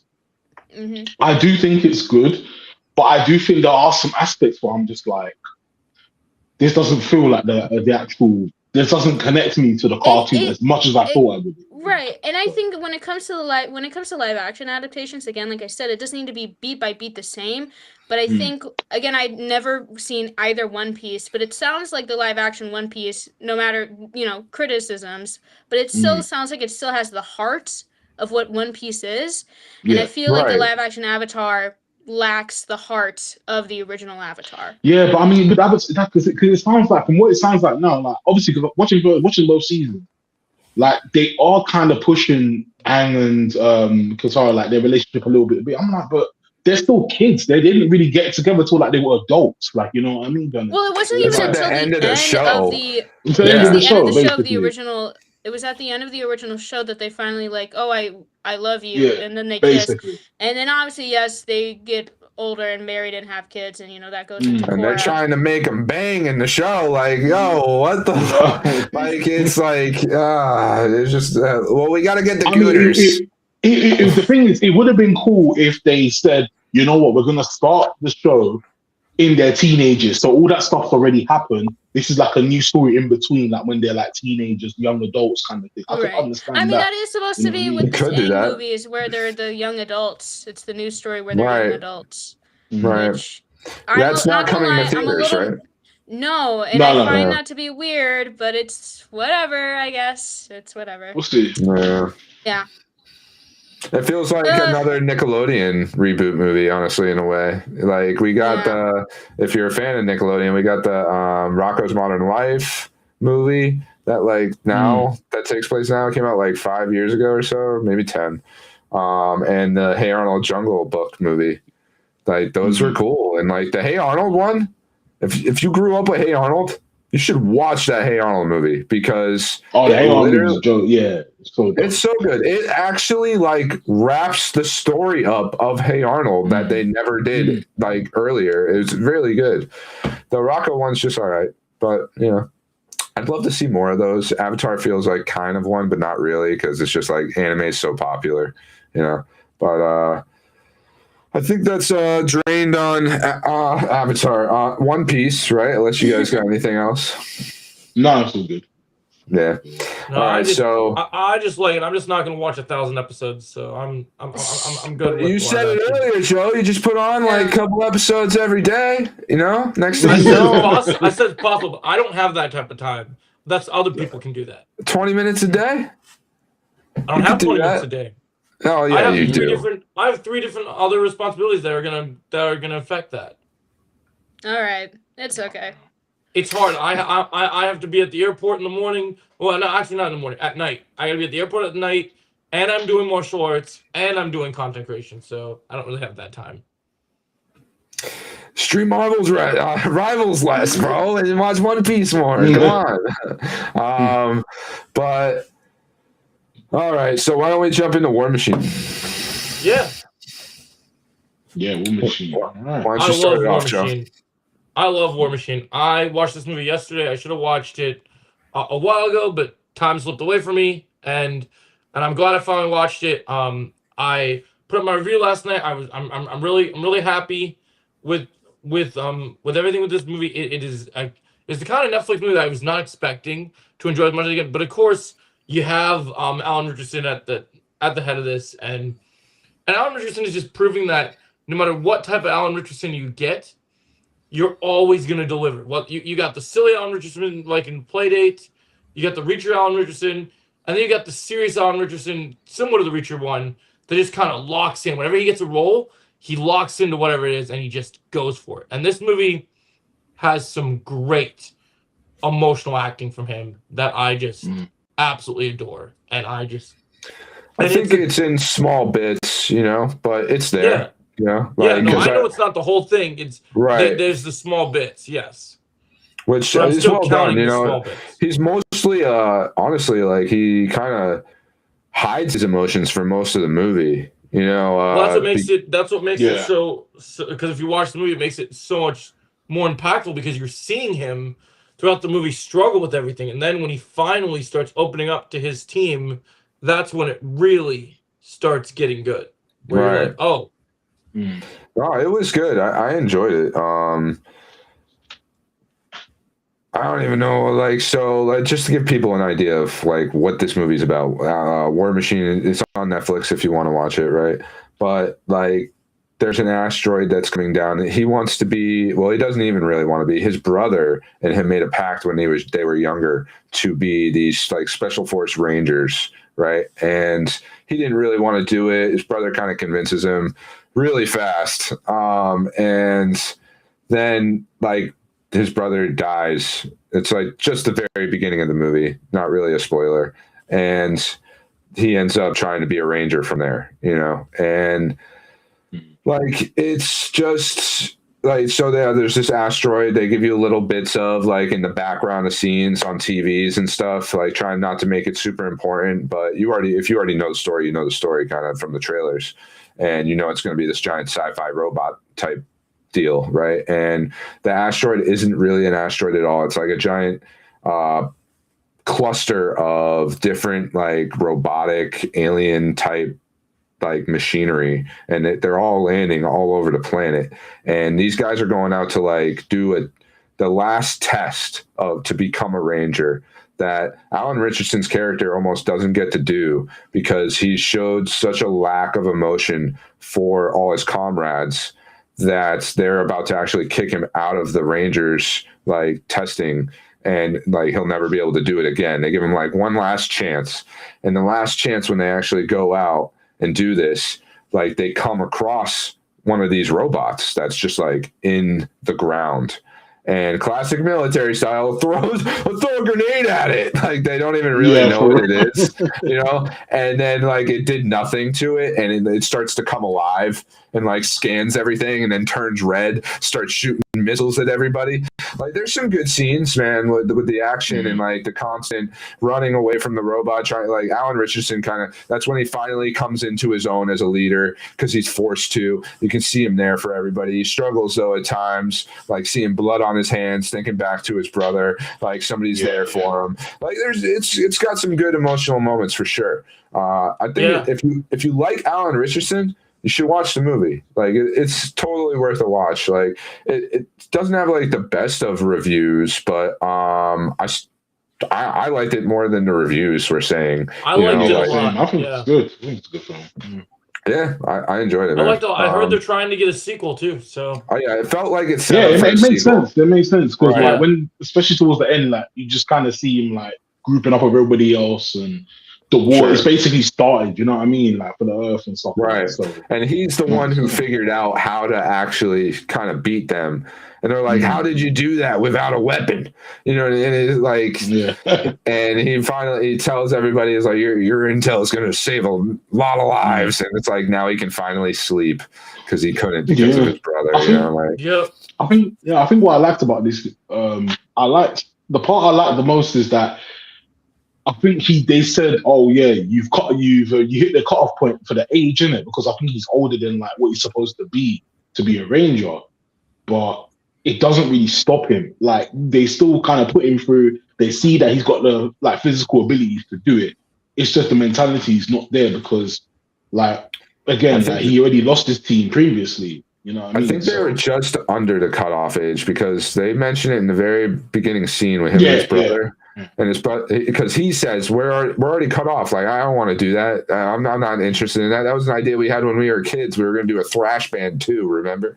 And it's Yeah. like, no, I already checked. We're not at the cutoff age, you know. And it's like that's like probably I think one of the weakest. And it's not that weak either of the whole thing. Like, there's a lot of good emotional beats in the movie, but like that, like, I don't want to be a ranger. He's like, come on, man. We said we would. Come on, man. Do it." Yeah, He's like- yeah. And then it's just like, all right. I guess I'll do it then. It's like, okay. They could have done a little bit more with that. You know what I mean? yeah. I feel That's the only thing I can say Yeah. about the whole movie in terms of like that, not feeling like fully built up. That was probably like, and it's such a little nitpick at the same time. You know what I mean? I would rewatch it actually. Like it was a good same. movie. Yeah, no, I enjoyed it. What else we got? What else we got on the docket? I mean, I think we're almost done. I think we got Kenneth's topics. We got a few. We got a couple still. Then we got your thing. Yeah. Yeah. So yeah, Ken, why don't you, seeing that you been left out of the last two subjects here, why don't you tell us about Iron Lung and some Beastars? Yeah, I can talk about Iron Lung first. Obviously this is the big Markiplier movie that came out. I was lucky that I still was able to see it in theaters because I was hoping I would miss it. And I think when I tried to look it up if it would ever come to streaming, it's most likely going to be on YouTube where you have to pay because I don't really see Mark Oh my having god! a deal. I don't see Mark because it's all he funds it. It's literally Right. all on Mark. Obviously, it's Yeah, with that other makes people too, but it's mostly Markiplier's funding that made this movie possible. So I think it makes the most sense since he's a YouTuber. It's going to be on YouTube compared to like HBO Max or Netflix. I mean, it could be possible he could strike a deal, but I don't know yet. I will say. It is not a perfect movie, but it's a really good. I think it's a really good movie, and I think it's a really good adaptation of Iron Lung as a video game. Now, to be honest, I don't know much about the original game. I used to, but now I don't. I didn't retain any of it, so I kind of went into this movie not knowing a lot of details. Which I would say you would probably enjoy the movie more if you are a fan of the game, but I think you would still appreciate it even if you didn't know anything about it. And I think it's just an amazing feat that Mark was able to do this because it's literally one guy. You just see Mark the entire movie. You see some other people, but it's mostly Mark, and you hear other characters' voices, but again, it's mostly Mark in a tight little submarine in an iron lung. And it really utilizes camera angles and different shots to make it not boring because it could have been a very boring movie because it had all the obstacles to be in a boring movie, but he made it work. And again, not only Mark is in it as the main star, but it also has Troy Baker, who has been in a lot of video games before, like The Last of Us and Death Stranding. Elsie Lovelock, or is her name Elsie or Elise? I can't remember. She's a YouTuber that I'm personally familiar with. She's in that movie. I will say the one thing that I think hurts this movie is that it's a little bit of a too faithful adaptation to the video game, because in a horror video game like The Iron Lung, it is very vague, it is very mysterious, and that's what the appeal it has. However, Right. vagueness into a film format doesn't work as good as a video game would be. Right. And I You think need story there's structure. right, and Yeah, I think basically. the story is still good, but I also think Mark was kind of in a situation where he made his own lore for the character that he plays, but he didn't mess around with the lore of the game, which is good, I think, because if he were to create more lore to the actual world of Iron Lung, it would stray way too far. So he's in a way he still met that good middle ground of an adaptation, but again, because it's in a film and there's some vagueness, and again, if you don't know anything about the game, you're gonna be a little lost. That's where I think it kind of hurts. But really, overall, the film is like really good, and like the practical effects are amazing. The acting is good for everyone. It's actually quite funny too. There's some really good jokes in there as well. In like the horror movie that it is. Honestly, I'd probably give it like a 9.5. Honestly, I could be a little biased because I do like Mark. And again, I just wanted to see a good horror movie, and I haven't seen one in a while. It didn't personally like jump scare me, but it had that vibe. It had the spookiness vibes, and it worked. I would recommend it to anyone if you're just a fan of Markiplier, or you're a fan of Iron Lung, or you just want to see essentially an indie movie, like a movie that's not like a property of some popular IP, something new. So yeah, I would say that's about it that I can say about Iron Lung. I'm waiting for the Mr. Beast movie. Oh my god. Actually, there's a Mr. Beast end credit scene in Iron Lung. I'm just kidding. Yeah, no, I mean, hey, good for Markiplier, man. You know, That like would get him to watch And it. I mean, Markiplier, what I like about Markiplier is that he played the Iron Lung game, and he's like, I love this so much, I want to make a movie. And honestly, for his first ever film that he made out by himself, again, it's an incredible feat. I think that's the one thing that Oh, yeah. really impresses about Iron Lung as a film. Whether you want to critique it the way it, like, you can't deny that it's an incredible feat that Mark was able to do, that he was able to fund it himself, oh yeah, get people, act it, like be a good actor in itself, because that could also have been a problem with like if you just have because it's not the first time YouTubers have made a movie, but typically YouTubers make movies about themselves, and it's like, Right. okay, who cares? But Mark, he's Yeah. like, this is a whole new character that I'm playing, this is a different, world, this is something that I'm a fan of, like, and I would really love to see him make more movies. sure. Honestly, He probably and I will. think and I think this is a great first step, a great first film that he has Now, made. one thing I never hear about this movie, I hear Markiplier, Right. Iron Lung, based on a game. Oh my God, so Right. good, right? Mhm. Like, Yeah. but how involved is the actual game studio? That's what I really wonder. I do not like, know, but he's in the credits because it's like based on the game. But I think, well, again, because Mark funded it himself, I think from my memory of behind the scenes, because Markiplier was originally going to be in the FNAF movie, because Mark's whole big YouTube thing Oh, is I around. did not know that. Oh, he was originally going to be in the first FNAF movie. It's going to but be he in the couldn't- third one. Probably, honestly, since Iron Lung's over, because that was the thing. He couldn't go because of the scheduling conflict with making Iron Lung. He couldn't do FNAF. Oh, yeah, at I that kind of time. remember that. Yeah. I'm not a big Markiplier. I'm not even big on Mr. Beast. I just like to bring him up. Yeah, I They know. gotta get him. They But- gotta get him in the next Five Nights at Freddy movie. We need to see I'm it. sure he will. I'm sure he will be in the third one. No doubt about that. I would be really I don't know. I guess I wouldn't be too surprised if he wasn't. But no, I think honestly the creator of the game was very hands-on with the making of the film. I can't remember the exact details, but I swear I saw something where Mark, because again, Mark really just loved the game that he wanted to make a movie, and he was very, they essentially made the story together, and they wrote the script together, I'm pretty sure, where it's like, okay, you can do this, and then I would like to add my own twist on this, blah blah blah. So yeah, I think Iron Lung is one of those things where like this is how you do a really good video game adaptation. Again, I will say the critique is that it just so happens to be a little too faithful, but that's not a big problem for the movie. Well, some people will love that, Right, like, yeah. so, Yeah. Yeah. Yeah. especially for fans of the game. So, He should make a Kingdom Hearts movie. oh my God, a Kingdom Hearts movie would be crazy. No, but again, I would really love to see Mark do a different movie. I know I've been watching his Resident Evil 9 Oh videos. Yeah, I've been watching him play yeah. You get further than me. a little bit. Yeah. Yeah. I got Resident Evil 9 Part 2 coming soon, all right? So I'm doing my part if 2 only tonight. I knew so. someone else who was all playing good. in the game, but unfortunately, I only know Markiplier who's playing Resident Evil 9. What a shame. If only I nah. knew I'm two playing people. tonight, If only I knew so- 2 people who have the game. What time, Joe? I'm gonna be I gotta go to bed early tonight, so I'm gonna probably do it at 8:00 tonight. Okay. Wow. Nice. All right. So what, like 2 hours ish? 2.5? Yeah. Or no, I got 2. Word. I'll be there, bro. Honestly, I think would have hated Ribbons, Joe. Markiplier. I would have hated Markiplier being in an RE movie. I wouldn't hate that. I think that would be I good. mean, well, we'll see how this new Resident Evil movie goes. Yeah, we'll see how this new RE movie goes anyway. Right. Mhm.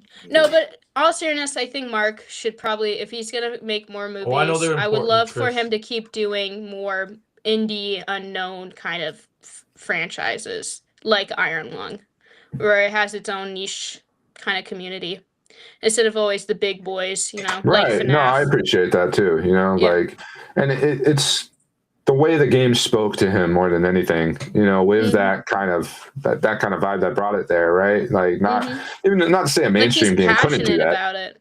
right? But yeah, sometimes those niche projects, they really just have the love poured into them. It Mhm. makes just so much more of a compelling, like, narrative. Maybe not even narrative, but world.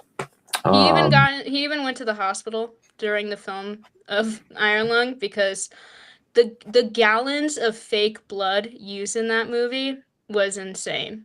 Oh wow! I didn't know yeah. that. Oh, That makes wow. me want to watch it. Actually, Yeah, I'll check And this you out at some should, point. and you should if you No, can I find a should. way. Once it comes, back around YouTube, or I wouldn't be Yeah, surprised yeah. if it does go streaming, because it's a pull. It's a pull. Why wouldn't the service Yeah. want that? Yeah. Right. People are gonna want to watch the Markiplier movie when it's Yeah. out on DVD digital. So like, Yeah, if you did one independently, then it might as well go to streaming or something. So, who knows? It might not be as hard, because I know putting a movie in theaters, that's a whole nother story. It's why, like, what we're just talking about with Avatar. I mean, that's not going to theaters now. So like, yeah, it's very impressive. I'm still just sitting at that first BSAA camp, Chris, in RE9 in Raccoon City. I got to play part 2 still.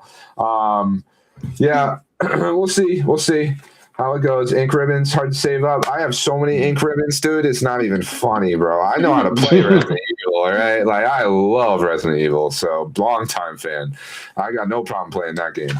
Unfortunately, the part I'm at, I've done everything up to that point twice now, because I played it without streaming it, and then I was like, you know what? I got to stream Resident Evil 9, and redid everything I did. And then you got to the same part that you were when Right. you weren't streaming it. Exactly. I could probably have it beat already if I didn't stream it, but whatever. You were logged in. Yeah. I'm just I know. Not locked in, dude. not logged in. Um, But I can talk about Beastars as well a little bit. Yeah, tell us That's a all. little about Beastars before Oh yeah, we Beastars. Yeah, Right, yeah, I go for it. will. I will. no idea what it is. So, Beastars is an anime that I've been watching, not this One Piece. No offense. I'm just kidding. Beastars, the way I can properly describe it is, think of it as a mature Zootopia in a way, where it is about animals living in a human-like society. But instead of where Zootopia did the whole like, oh, predator versus prey, they're not comfortable by each other existing, it goes deeper than that. And there's this whole thing where like there's like gangs, there's like a black market where you can eat the herbivores that the carnivores can go to and eat them. And basically the whole story revolves around a wolf named Legoshi and a white rabbit named Haru. And their whole thing is like they're in love with each other, but it kind of does that whole forbidden interspecies romance. So like, oh, you're a herbivore, he's a carnivore, you can't be together because what if he eats you? What if he like lets go of his instincts and like decides to eat you one night? And like it goes into that, and like they're set. It's first it sets in a high school, but then they go outside of the high school again once they hit the black market and the whole gang member side of things. It's an anime in high school.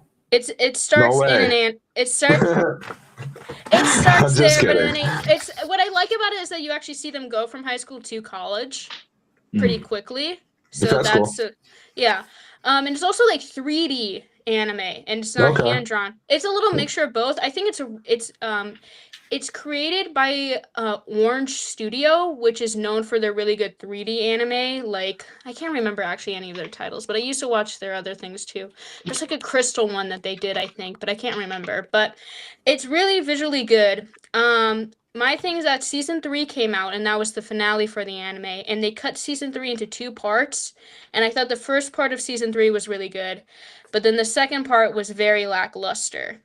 Unfortunately, it was What about surprisingly anticlimactic, and then they wrapped it up in an epilogue where the credits were rolling, and I'm like, oh, okay. So I'm trying to plot happens, right? And then it's like, okay, Haru and Legoshi, they're like, we don't care what society thinks, we're gonna be together and we're gonna have a family, because that's another thing too. That gets added to the plot is that the idea of hybrid animals existing. So you can't. So like a rabbit and a wolf could have kids. They could have like hybrid kids, because then this is a spoiler warning, but I'm just gonna say it for the sake. Sorry, I'm just gonna say it. That's okay.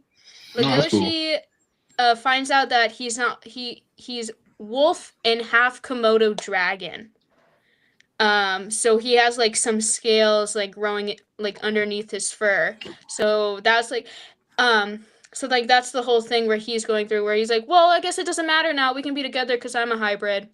And then there's some other subplots where like a deer, Louis, he's a vital character in the plot, where he's like, I may be a deer, but I'm gonna take over this lion gang member group. And then so he does that, and then he tries to like, again, like, oh, a herbivore taking over the black market, that's crazy. Oh, sorry, I'm just jumping around. So back to the hybrid thing. The whole vocal point of season 3 is that the bad guy is revealed to be this guy named Melon, and he is a gazelle and leopard hybrid. And basically his conflict is with Legoshi's like, why do you like hate being a hybrid? Like, it's fine. And then he's like, well, I feel more leopard than I do gazelle, and like that kind of just like internal conflict of like, if it like, does he identify being a herbivore or a carnivore? And like they have this big fight, and then it ends, and then it's like, okay. And there's also, I was talking with some friends of mine, they cut a lot out from the manga, because that's why it felt so anticlimactic to me, because there were some big parts missing, and it also felt like the second half of season 3 was jumping from plot point to plot point, and then they just wrapped it up, and I'm like, okay, I guess it's over now. Like, it's weird that it's over, and I don't think every story needs a big boom of an ending, but it felt so weird that they were setting up like how their society works, the black market, the gang members, the leopard gazelle hybrid, and Legoshi being a hybrid too. It's like, oh, okay, I guess that's it. Like, it's finished now. And also the same thing with like the relationship between Haru and Legoshi, where it kind of, they played on the whole like, oh, we can't be together, we're two different species, blah blah blah. But they don't really grow as a couple, I feel like, compared to, I guess there is better character development between the two of them in the manga. In the anime, though, it jumps very fast to them being in a relationship. Okay. So, like, there's no proper build-up, or, like, there's build-up, but, I don't know. Sure. It was just a little just disappointing. I still think it's a very good anime, especially season 1 and 2. And I would still recommend it, especially, I guess, if you did like Zootopia and you would want a more mature version of that story. I would still recommend it, and then maybe see season 3 for yourself. Where can you watch it? Netflix. Okay. 3 seasons are on So, Netflix. not a Shonen Jump. Nope, not a shonen. Okay. It's like a That sounds murder cool. mystery. It's like a murder mystery drama, slice of life rolled into No, one. it's cool to just have different things, you know? Something that's just a little unique compared to the general, like, mainstream stuff that comes out, you know? But even though season 3 of Beastars was disappointing to me, however, I'm excited on Thursday. JoJo's Bizarre Adventure. Right. JoJo's Bizarre Adventure Part JoJo. 7 comes out on Netflix. I'm so excited. Damn, I Oh thought my I God. finished. I have a special place in my heart for JoJo. So, I want to say in the chat too, Retro says he's talking about learning to speed run the Resident Evil games. Good fucking luck. Like, bro, speed running is not Yeah, an that's easy ridiculous, thing man. to do at I all. can't do it. Look don't up do what that. these speed runners do, bro. Like, look up how they learn how to speed run. They literally play the same game day after day after day, replaying the same levels over and over and like learning how to break them. Like, there's a whole new way to learn how to play games if you want to speed run. You have to like learn how to break through walls, how to break through levels. They learn how to skip over mass amounts of content so that they can get to the end of the game even faster. Like, it's not like being a normal one. Yeah, but look up the we've talked about this before, Retro. Like a year ago, you were talking about speed running Resident Evil 2, and I was like, good luck then. You know what I mean? Like, look up the speed runs, dude. They're like an hour. They're like maybe less than an hour. It's insane. Like, these people literally just break through levels. If you can't break through levels, you have to learn how to. You know what I mean? Like, and practice that over and over and over down to a science. That's why only so many people really do the speed runs. You know what I mean? for Like, real. it's not easy, man. It's a Crazy. whole other Especially for a ball. game like that as well. Right. It's rough. It's really rough. Good luck to you. Retro, the Sweet Tooth. I've heard about Sweet Tooth, yeah, the hybrids, but Sweet Tooth is like, I think, isn't it like an animal-human hybrid? While again, Beastars is. I do not like Sweet Tooth. You don't like Sweet Tooth? I remember my dad was watching it. I never got into it. But Beastars is obviously, again, it's like The humanoid, comic is anthropomorphic. so much better than the show. It's a I bet. Netflix, I bet, Netflix yeah. show, and I just But- it's way too whimsical. The same thing as Lock and Key. They kind of ruined that too by I making see. it way too whimsical when that's about a serial killer and like dark stuff, and they totally underplay that. And I think Sweet Tooth does similar things if you know the source material. It's like I was saying earlier, the more you know source material, It the less you'll ruins it probably for like ya. an adaptation. I That's what I get ya. think Iron Lung is a different case, though. Mhm. From everything you're saying and what I've heard, Yeah. you know, like you appreciate. I think this Iron way. Lung I think more. for Iron Lung, you just said it will imply more to play the game basically. So. Yeah. But that's part of that is it's a passion project. Yeah. You know what I mean? Like Exactly. And you can Markiplier tell, you wanted can it to be tell. that way. Exactly. While Sweet Tooth is not a passion project. No. Lock and Key is not a passion project. There's just Netflix trying to churn out more shit. You know what I mean? Like, but I mean, nothing. but I It's do they're wanna- not horrible. I'm not saying Right. that. I just didn't But it prefer has them its myself. issues. Yeah. Right. The last thing I want to say about Beastars that I'm want to get to be more specific about it is like the reason why it's called Beastars is like there's some special title for an animal to become the Beast Star, and it can be any animal. You just have to be like very extraordinary.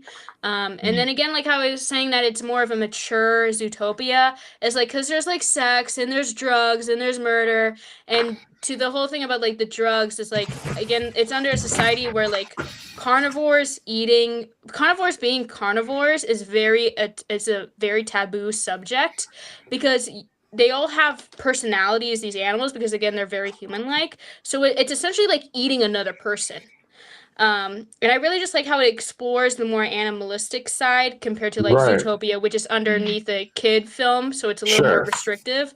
But like they're trying to like the bad guys trying to like people are trying to cause chaos in the society that Beastars built, where it's like there's like these energy drinks that make the carnivores, act crazy and then go on like a murder spree or killing spree with herbivores, and like that's where it kind of like it's a really cool concept of a show, I would say. Again, the adaptation of the anime, and I have not read the manga, so I don't know what exactly gets cut out, and I would like to try to read the manga to compare the ending. But yeah, even though season 3 kind of fell flat, I would still say it's a very good show and I don't know, it was just fun. I'm trying to think. Yeah, that's it. That's my Beastars and Iron Lung take. Totally. We got a couple things here left. Retro, we're kind of like, we're trying to make these episodes 2 hours. So I don't want to dive into all of that. You know what I mean? Like, everything you said. Yeah, we're looking forward to everything, man. All the superhero stuff coming out, Dune, Odyssey. Lots of stuff. Yeah, Project Hail Mary. I mean, I might see that one. There's a bunch. Yeah, it's all the superhero stuff. You know, like we talk about it pretty much every week. So much stuff. Right. It's a lot. But we got a few other things. So, Chris, why don't you tell us about One Punch Man season 3? Yeah, cool. So, just to give people the background check, if you don't know what One Punch Man is, it's basically. Everyone knows One Punch Man, damn it! You're living under a rock. Nah. One Punch Man. One Punch Man is basically like a superhero anime type of show, and it's about this guy who basically becomes like the strongest hero, but he's not technically he's not the strongest hero because he hasn't gone through the class ranking system. So he's right now he's in like this B rank, the CB rank right now he is in, but he's really a S class hero. But obviously everyone doesn't think that he is. But yeah, right. So basically he's got like a disciple called Genos. And Genos is trying to understand like how you become stronger. And obviously Genos is like a cyborg, but as much as he's a cyborg, he's an S-class hero, but he still goes to like Saitama, who's the main character. He goes to him and he's like, Master, how do I become stronger? How do I become better? Like, do I train like this? Do I train like that? And obviously, like Saitama, he's quite like he's one of those guys that's just like he's just randomly funny because he'll just do random stuff just to make you laugh, but then when he gets serious is when he gets serious. And then, right. So yeah, I think for this show, what happened was that I heard a lot of rumors about season 3 being bad, and the animation was poor, the story wasn't all the way there. And then I finished season 3 last week, and I thought, okay, what was people complaining about again? So I kind of just quickly skimmed through it again. And a lot of people were complaining about the animation, they're complaining about the story, saying that story like why there wasn't much of the main characters in this show. And I feel like the reason why they did that is because season 3 it needed to flesh out the S-class heroes because you know who they are, but you don't know exactly what they do or what their powers are. So this season had to be fleshed out in a way where it was like, okay, we're getting these S-class heroes, we're getting this person, we're getting like a zombie hero, we're getting like a samurai hero, we're getting like all these different types of heroes. They're all getting a different backstory of like what they're trying to do and how they're defeating basically the Monsters Association, who's like the main organization. And I think what I liked about this is that it separated each it separated basically each character to have like its own little story, like not like a story arc, but just like, okay, this character's fighting this villain, this character's fighting this villain, and then you see their powers and you see what's going on. So it was just like, I was watching that, I was like, okay, cool, this is fine. I don't mind seeing that because I felt like in the first 2 seasons, the first season was really good, but we didn't know what the S-class heroes were really like. So when we saw season 3, it's like, okay, so this is how the S-class heroes really move and stuff like that. And even them, they weren't even they're not very trusting of Saitama, and they're not very trusting of Genos, even though Genos is an S-class hero. And it's like they're looking at them too, like, oh no, we can't really include them because they might mess things up. Let's just do it ourselves and try and save who we save and get rid of the monsters. So they end up kind of doing that. But Saitama, because he lives in the monster zone, and like he's basically just walking through there, and he's just walking around and just like, oh yeah, what's going on down here? So he would just go down into the sewers and just check out what's going on randomly, and then so like that. So it was just I could see like people complaining because this tends to be a thing in anything that does this, right? Where you're taking focus off the main character and now you're putting it on the other characters, right? And people are like, I just wanted to be about One Punch Man. Like there's a similar complaint about Reacher even in season 2 that it's about more of his team. You know what I mean? Because they like tried to do this team thing, and it's not all about Reacher the way that like season 1 was. Right. You know, people, it just always seems to be a thing, but it's like you got to develop other characters too. That's my main thing, and it's just like I felt like this season had to happen because we need character development for the other heroes. Like the X-class heroes were just features in the first 2 seasons, and I think it's okay to have other. But, I think,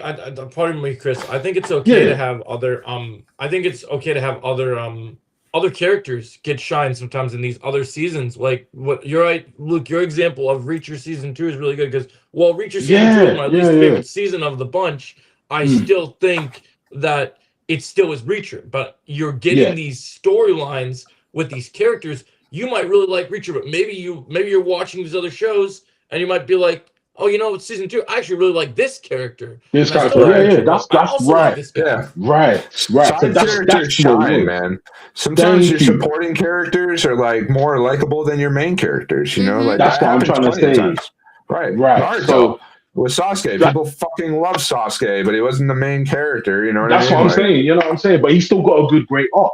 So like, that's what I wanted to know with. That's what I saw One Punch Man with season 3. So I was just like, I'm happy with what we got, and then hopefully going into season 4, we can get like more from Saitama and Genos, and I'll be back to those two. Like, what are they doing? How are they going to respond to this? And the thing is like people were complaining about the animation, and I'm just like, I'm sorry, but I really have to give a shot to the anime community because they just kind of get on my nerves when you do this. It's like, why do you care so much about the animation? Like, I understand I want the animation to be really good and stuff, but it's like, you don't know what these companies go through on a day-to-day basis when it comes to like the actual anime, like making an anime and stuff like that. People really die from this. And they're so underpaid and overworked. Exactly, that's my thing. And I'm just there listening to these arguments, and I'm just like, this is pointless. Like, we never used to argue about animation back in the day when watching anime. Now it's become a thing like, oh, this animation is not good. And it's like, don't get me wrong, I'm not saying that if the animation was like completely blurry, of course I'm not going to watch it. But the animation was fine for the most part from what I saw anyway. I just felt like people were complaining for no reason. I was just like, what are you guys talking about? The animation thing makes me want to watch it. Like, so I can have an opinion, you know what I mean? Like, yeah.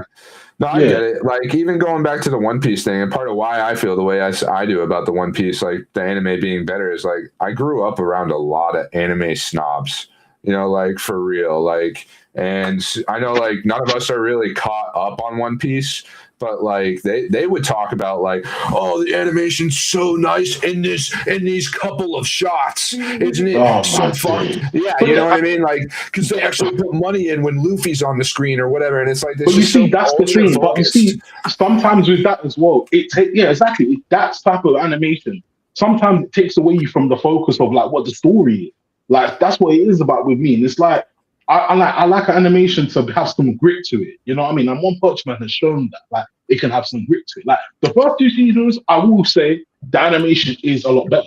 But I don't think season 3 was bad, was completely bad how people were making it out to be. I was like, this is still completely watchable. It's just, it started off a little bit shaky. So by the time I got to like episode 3, I was like, okay, this is better. This is fine. Like, why would people? I just don't know. Maybe I'm one of the old school anime watchers where I just don't care about. Dude, I like to watch it how I watch it. You know what I mean? So with you, man, because honestly, like Chris, you're talking about remaking Dragon Ball Z. So they already did Dragon Ball Kai, right? I fucking hate Dragon Ball Kai, bro. I fucking hate Dragon Ball Kai so much, and like they gut it. Like I don't want it. I don't want it. I want my original animation. I want my 90s animation. Yeah, fair enough. Like I like how Kai kind of like got to the point. I respect that a lot because in the older anime, it did take a long time to get to certain points and stuff. But so, I still like that. I like how in Dragon Ball Kai it just got more to the point. But I do admit that animation for that may not have been as shaky though. You know. Yeah, no, I love that original. I grew up with the original anime. And I love the style. I don't care that it takes forever. I just like it. I've tried to watch Kai and I'm just like, yo, this ain't for me. You know what I mean? Like other people can like it, sure, whatever, but not a fan personally. No, fair enough. Yeah, I don't even like Dragon Ball Super, to be honest. Like I like Dragon Ball and Dragon Ball Z and even GT. Even though GT is not great, I still GT has some cool aspects. I'm not a big fan of it, but it has some cool aspects. I can see Right. that. I mean, Super Saiyan 4 is way cooler than any Super Saiyan version they came up with in Super, if it's up to me. Yeah, I wish You know they what kind of mean? Like, continued that. I do wish they continued the Super. right. I hate blue and red and all. Like, now we're just doing the colors of the rainbow as Super Saiyan. I'm like, whatever. Yeah, Dragon Ball OG Z is great. OG is amazing. The Frieza saga in the original anime is amazing. All right, we only got a couple more subjects, so let's try to blast through. I'll leave Toxic Commando for the end. Why don't you do Pragmata? Yeah. Kinda. So I played the demo recently, and I really, really liked it. I think it's gonna be a really good game when it comes out. It scratched that itch for me when it comes to video games, because after I finished, the Jedi games, I was like, okay, now it's really Marvel Rivals or Slay the Princess for me, which is the two games that I've been playing the most. But it has that story that, obviously it's not the full story because obviously it's just the demo, but it gives you the taste of what the story's going to be. And I think the game mechanics is like really fun. So you can get different guns and you shoot at the robots with the demo. And then obviously that little girl, Diana, that's with you. You basically you're doing two things at once, where you're shooting as the main guy, you're shooting the robots, the enemies, but then on the side you have Diana and she's like hacking into them, and you just have to like, Oh, cool. I don't know how to describe it. You like crossboard into like hacking them and getting into like the green circle, Sure. and then it will just explode. Like it's difficult, but it's also satisfying. There's a strategy to it. It's not just point and shoot. Right. Yeah, no, I like that. I like that. It's a lot. That almost reminds me of just especially with the style of the graphics. Kind of Horizon Zero Dawn comes to mind a little bit, like, because as much as it is point and shoot, like you turn up the difficulty on Horizon, like especially in the second game, and you really got to aim for those weak points. You really got to learn your weak points on all of these things, because like you can shoot canisters off of machines and everything. And like I know you said you fight robots or whatever in Pragmata, right? That's similar, right? But she's the one hitting the weak points through hacking through them. That all sounds cooler, to be honest. And and you can collect different. So like you have your primary gun, but then you can use 3 guns at once. Well, not at once, but you have 3 of them in your inventory, and you can swap to them whenever. You do have to reload them, obviously, if you run out of ammo. But like there's your gun that you start off with, but then you have this one gun that's like, okay, use this when you're in close. Oh, wow. We lost Kenna. Oh no! Right in the middle of it. Yeah, I need to play the Pragmata demo myself. Yeah, I played them on myself. I played them myself. I gotta check it out. So. It sounds. She's good. back. Hold on one second. Good. It does. That must have been evil. Why did you do that to me? I didn't do anything. I know. Now I'm blaming it on you. You're the host. Wow. Wow, I see how it is. No, but anyways, there's a gun where it's like, okay, you're close range, and then it blows them up. Or like, there's another gun that's like a shockwave gun, I think it's called, and that really blows them up. But you're mostly using the primary gun. And then the little girl. I know Luke did kick me. It's fucked up, Retro. It's fucked up. Yeah, I was like, He's you know what? getting blocked and Before reported. So, He's getting blocked and reported. and then I put Mr. Beast on. Just a quick one, Kenna. Did you see when you was playing the demo? Like, did you feel like the when you're aiming and you're hacking with the girl? Mm-hmm. Do you feel like it got a bit overcrowded on the screen, or do you feel like it's fine? Not at You all. didn't. Okay.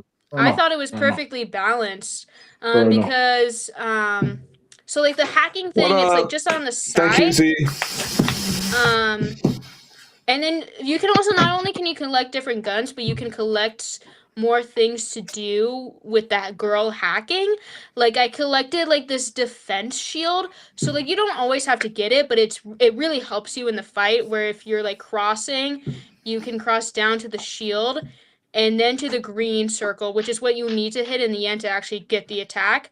There's also the difficulty is that you also have to be smart because there's like red like warning triangles, and if you hit those while you're hacking or crossing, it will make you restart it. But You just made me kind of hyped for this game because I I haven't think it's known. gonna this be game. real. Yeah. I think it's gonna. No, I think it's gonna be really Yeah. good. It's gonna be really good. Honestly, at first I was a little nervous that I wasn't gonna like it, or like it would be too hard for me. And it lets you in the demo. It lets you pick either the standard mode or casual. And I'm like, you know what? I'm gonna be brave and I'm gonna do the standard mode. And it really wasn't. Again, like, cause you don't want a game that's too easy, right? Oh, yeah. I hate that. Final Fantasy 16. But I really, oh my god. So it lets you do its thing, right? You're practicing, and then the last thing you do is fight the first boss battle, essentially. And it is fun, but it's hard, and I like barely survived. I don't think I even died. I don't think I died. I was very close to dying when playing the demo, but I did not die once. And again, it's like has that thing where like it gives you the story where you're looking around and basically the story what I'm picking up on is that this main guy has the girl, and then the girl doesn't really understand what's going on, and like he's like taking her off Mars, I think, or some outer space, and trying to get back to Earth and I think there's some lying going on because while they're fighting the robots, she's like, do you know these guys? Or like, are you sure that you work here? Like, she's a little sus of him. And he's like, yeah, that's fine. But like, they're helping each other. So I'm very excited with the story and just the game. Like, again, Right. the game mechanics, it's like fun. It's like really fun. So They're making me Yeah, no, pumped. I'm sure it is. So the release date for Pragmata is actually a month from today. It's April 17th. oh my So- I'll goodness. probably be getting that deeper more into the summer. I mean, you can and- also pre-order it right now as well. Right. And it's coming to all consoles, except Switch 2 is getting it April 24th. So, and that's good. That's really impressive for Switch a bit. I'd rather see day one, but like, I mean, look at the Switch 1, where it was like you'd wait like years sometimes for games to come out that had come out years ago. So that's an improvement. Good And on to them. be honest, I would also replay the demo. I've been feeling like Really? doing it just for Damn. I think I get that. It's I that used to do good that. to me. You know, when we were kids, like my age especially, we grew up with demos all the time, right? Yeah, for And real, man. yeah, I would replay demos all the time. Oh, yeah. Remember when the 360 came out and Dead Rising was like one of the big like first titles? Yeah. Oh my Oh god. my Yeah, Oh, yeah. dude! yeah. I played Demo. that Dead Rising demo so many times, and Different. retro Final Fantasy 16. Yeah, the story I didn't fully beat it. I'm sure the story is good, but it was one of the easiest games I've ever played, even on hard. That it just disappointed me so much. And there's so many cutscenes. You'd be like, here's a really easy boss fight that you could literally spam one button through the whole time, and then.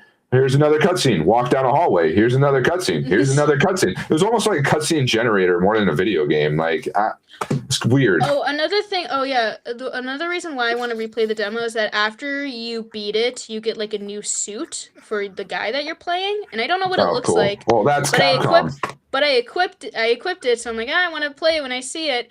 Yeah. Again, at Capcom, I was just gonna say, like, if like it seems like two big hitters for Capcom, RE9 and Pragmata. I think that will be the Yeah. biggest games. Yeah, definitely. And if RE9 won't win anything for Game Awards, Pragmata definitely will. I don't doubt that RE9 will win things. I'm just saying It hypothetically. will probably win Yeah, something. well, Who knows if it win it Game will of the get something, no Year, doubt about but that. Yeah. it's a Game of the Year contender for sure.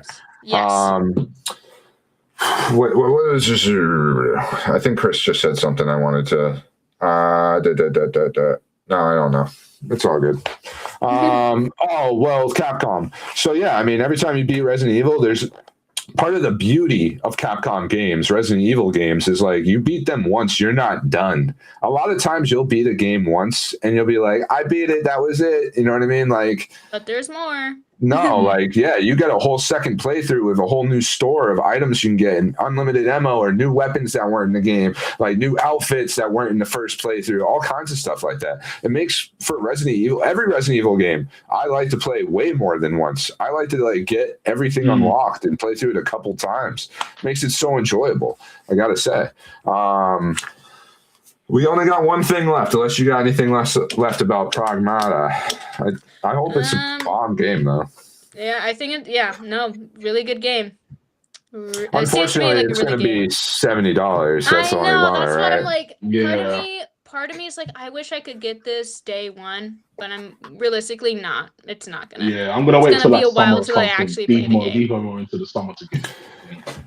Original FF7. Now, are you talking about the Crisis Core remake or the original Crisis Core? I tried to play that Crisis Core remake. Not for me, man. I like the standard Final Fantasy games. Crisis Core. Oh, the original. Yeah.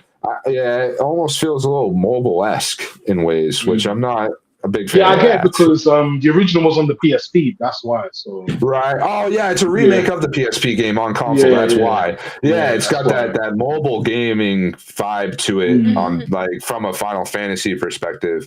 What up, White Vision Prime? So we got one left then, and that is Toxic Commando.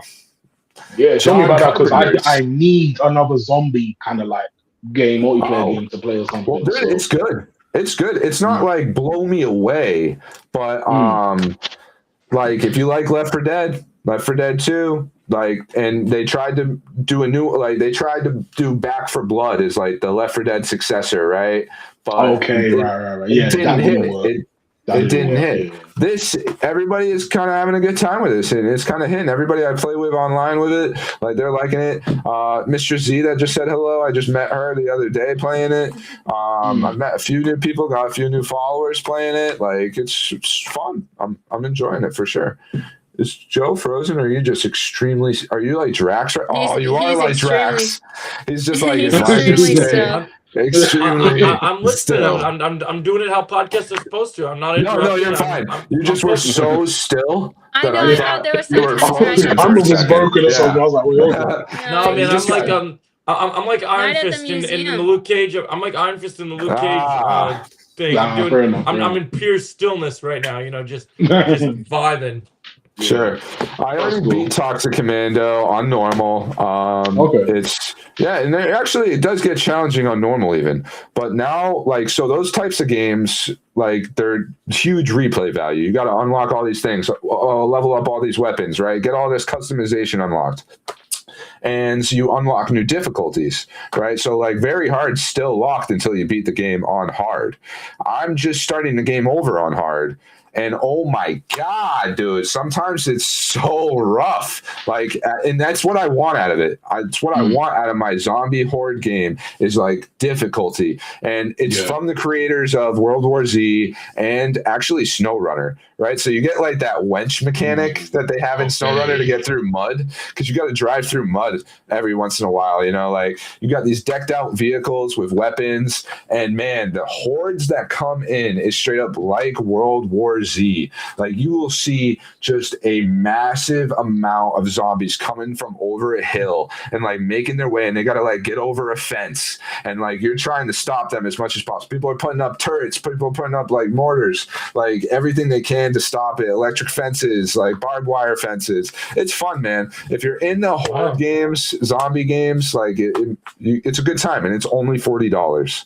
That's the nice thing. That Okay, sounds that's cool. fun. Yeah, it's That on all sounds really platforms. It is fun. I'd play with you, I'll get Joe, on if you it. get it, or you, I'll Chris, get that in a month or anybody. two. Yeah, definitely. I'll get that in a month or two. I need something like that to play anyway. So Sure. And the $40 price tag, man, is so big nowadays. If you can get that game to be $40, you're gonna get so many more people to buy it, because everyone's for so real. sick of this $70 game shit. Yeah, honestly, And then like we Like- talk about Game of the Year contenders, and it's like GTA 6. It's just gonna. They're talking about making that game $80 to $100. $80 to $100, yeah, Right. yeah. Because they. But the know thing they is, I can. know see with that though, I believe people would buy it, will spend $100 or They $100. will. Fuck that They fucking won't game. I can complain see it. about it, but they I will can buy see it. it. Yeah, because it's GTA. It's going to blow away all records of sales for everything that's before it. It's gonna like GTA 5 literally broke all the records already. It's, of course, they've been beaten by like Minecraft and like some other stuff since then. I think 6 is gonna just blow away everything. And if they put a build mode in GTA 6, like now you got Minecraft beat. I think. You know what I mean? But speaking of build modes, that Pokopia. Just a little shout out to that game too. That just that game is popping off on Nintendo, man. Yes, it is. Man. I haven't. It's about time they made a good Pokemon game, man. Because like Pokemon's been flipping on a Super Power World, and then they just don't make a good Pokemon. Come on, seriously. It's basically Animal Crossing but Pokemon, which just sounds like a way better Animal Crossing to me. You know, like Animal Crossing kind of. You know, once you kind of done all the things to do, it's just like, all right, just have fun and keep building. Like Pokopia, there's more to it. You know what I mean? Like it makes sense. Pokemon. Yeah, no, it makes sense. Like I just don't understand. I just don't understand the mindset. I just don't understand the mindset of a lot of the Pokemon developers had. And then when Power World came out, it was like, oh, we have to sue them because they're copying. It's like, but it's still a different game. It's not exactly the same. It's still different. So, like, if you guys are not making a good product, somebody independently is going to do it. And what we see for the last couple of years, independent games have been running the scene. I mean, dude, Power World. And like, how many people say Power World is better than the new Pokemon games? You know, like, I think it is. Like, I got that new Pokemon game, ZA. I fucking do not like it. You know, like, I heard a lot of people do not. I don't like it. I did not like it, man. What do we got here in the chat? So we're out of topics. We've talked all our topics. So we yaddled. We did. We yaddled away. We'll answer a couple more chats up in here, and we'll be ending the stream soon. So if you guys have anything, I'd get it out there now. Okay, looks like I got a chat here from White Vision Prime. So you watch Close Encounters of the Third Kind yet? I haven't watched it yet. Is there a new one? What platform is that on White Vision Prime?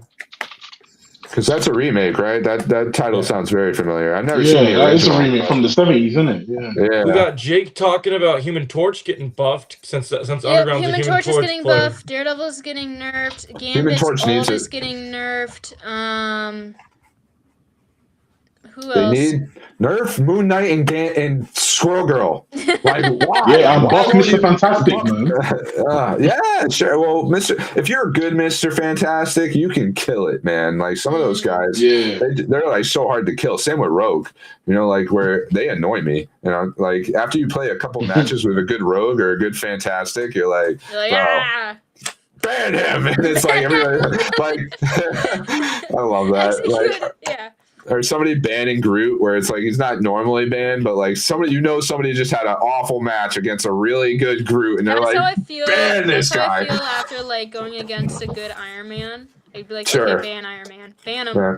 I play Iron Man, and they say switch, so. Yeah, and then they report you. Yeah. I get reported all the time, man. Amazon Prime and YouTube. Okay, Rivals, I'll check it they're out. always listening to what you say.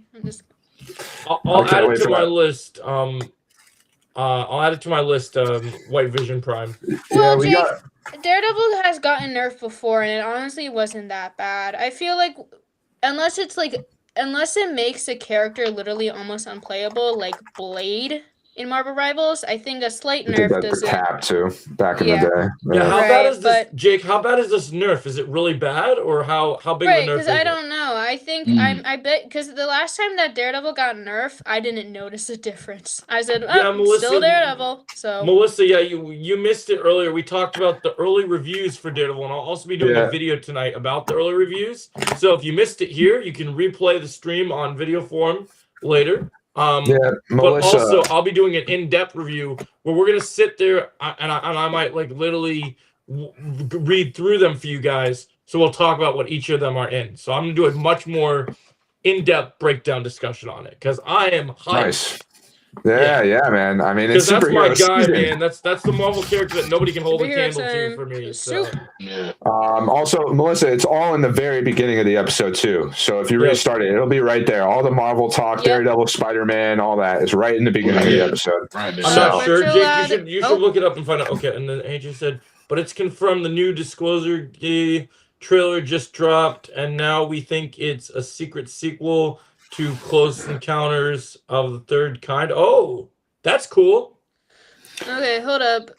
Retro Lad said, "Can't wait for that Marvel Token Souls." Yes. That will be. So- Yeah, that'll be Can't wait cool. for that. That's cool. Anybody who's a fighting game fan in here, Joe wants to do tournaments. All right. Yeah, man. So I'm so Sheesh. down. I'm so Yeah, down, though.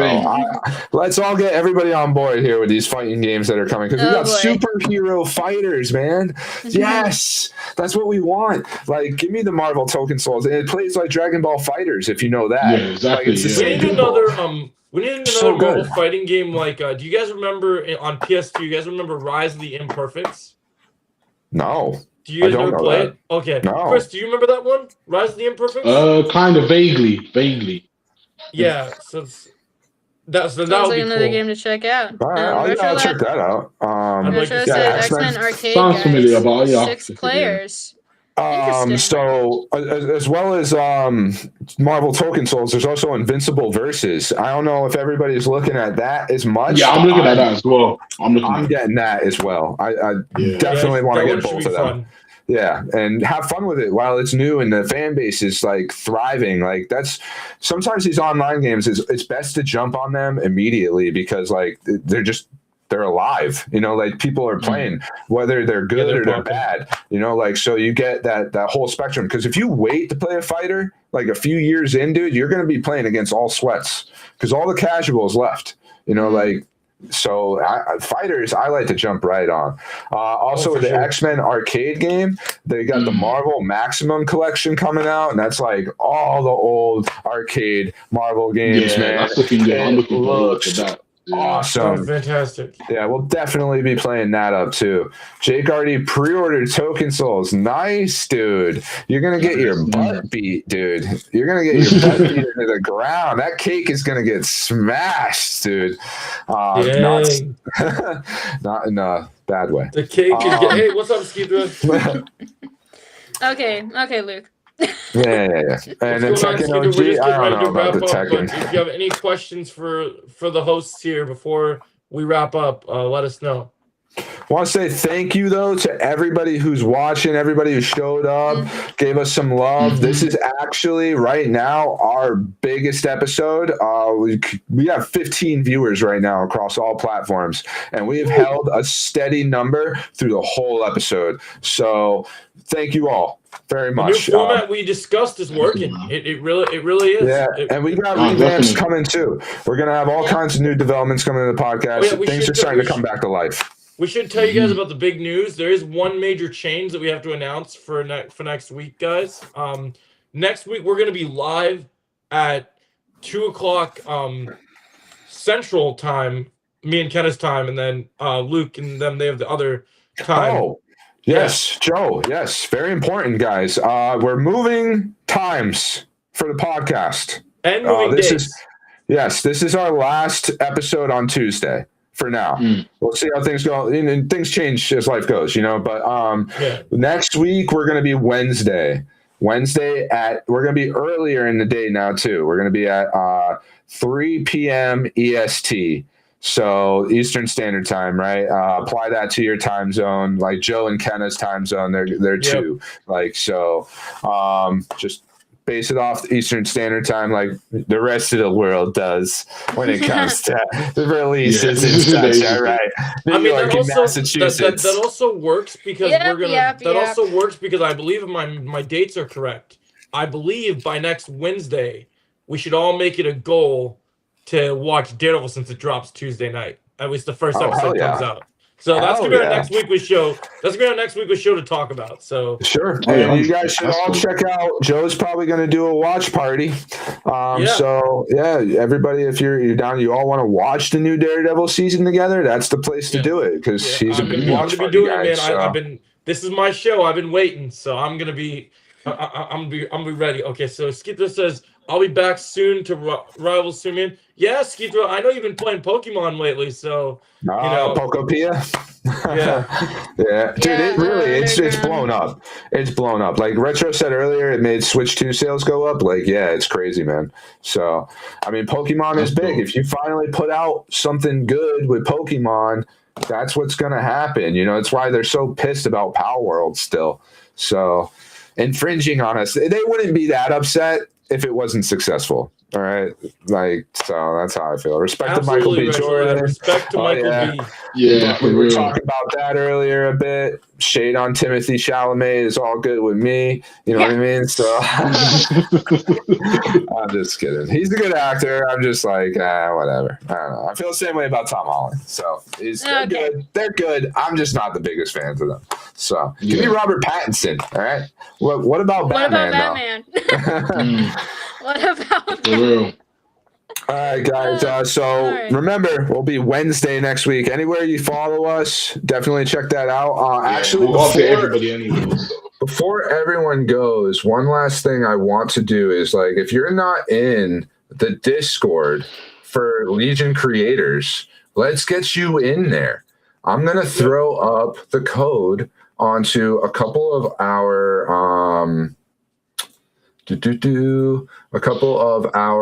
sites here. So, like, yeah. Also, if you guys are not in the if you guys are not able to see it in the stream, like, there it is for you. Also, if you guys watch my updated videos I've posted, I have a link for you guys in the description of all my videos now. So if that link don't work for you guys, my eyes are messed up pretty bad, so I'll be getting them checked out, and then I should be back then ever. All right, sounds good, Skitro. I hope it's a speedy recovery for you. yeah, man, that's not fun. Yeah, Nobody wants eye trouble, man. Yeah. And then Melissa says, yes, Joe, definitely count me in on the Daredevil live stream video next week.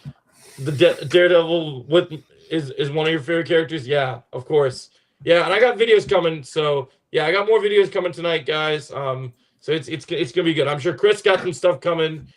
Luke's probably got some streams coming. Yeah, definitely. Oh yeah, we're all. Yeah, I'm taking a break on my channel right now anyway. Until I get okay. So I'm right now. I'm bringing it back to life. I let my channel, like, kind of fall away over the winter.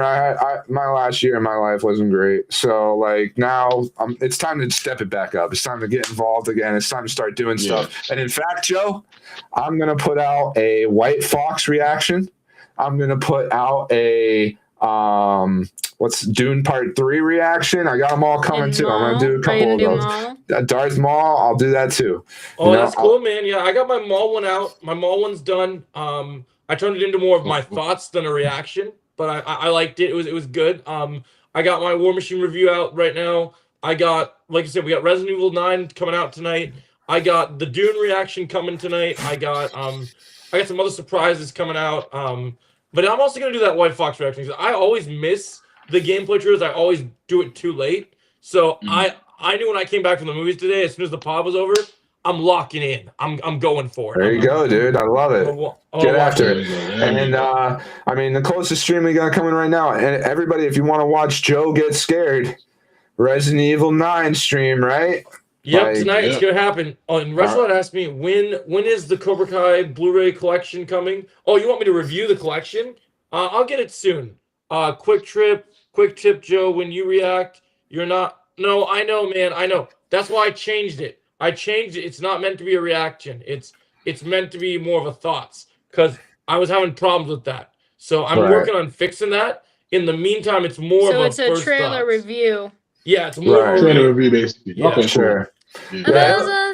7. Oh my God. She's doing the handshake thing now. No. You gotta keep your fingers together. You gotta keep these fingers together. We're about to do our other stuff, so we're gonna get out of here. Wait, like that. Yeah, there we go. Yeah. 6. Yeah, it's horrible. We gotta do this for episode 6-7, guys. Please. That's a shout out to Underground. Yeah. Oh yeah, you gotta work on that 6-7 emote for him. I'll have that channel point. But Underground, you got to get on Twitch to use it. Yeah. That's the whole thing. We got to get you on Twitch. All right, guys. Thank you all for watching again. And reminder, everybody. one last time, we will be on Wednesdays from now on at an earlier time, 3 p.m. Eastern Standard Time. So Yep. all the updates will be online. Don't miss it. Thank you all. We love you. Take care of yourselves. Have a Goodbye, great day. everyone. All right, guys. All right. Peace. Peace. All right. Perfect. That's a Game Boy production.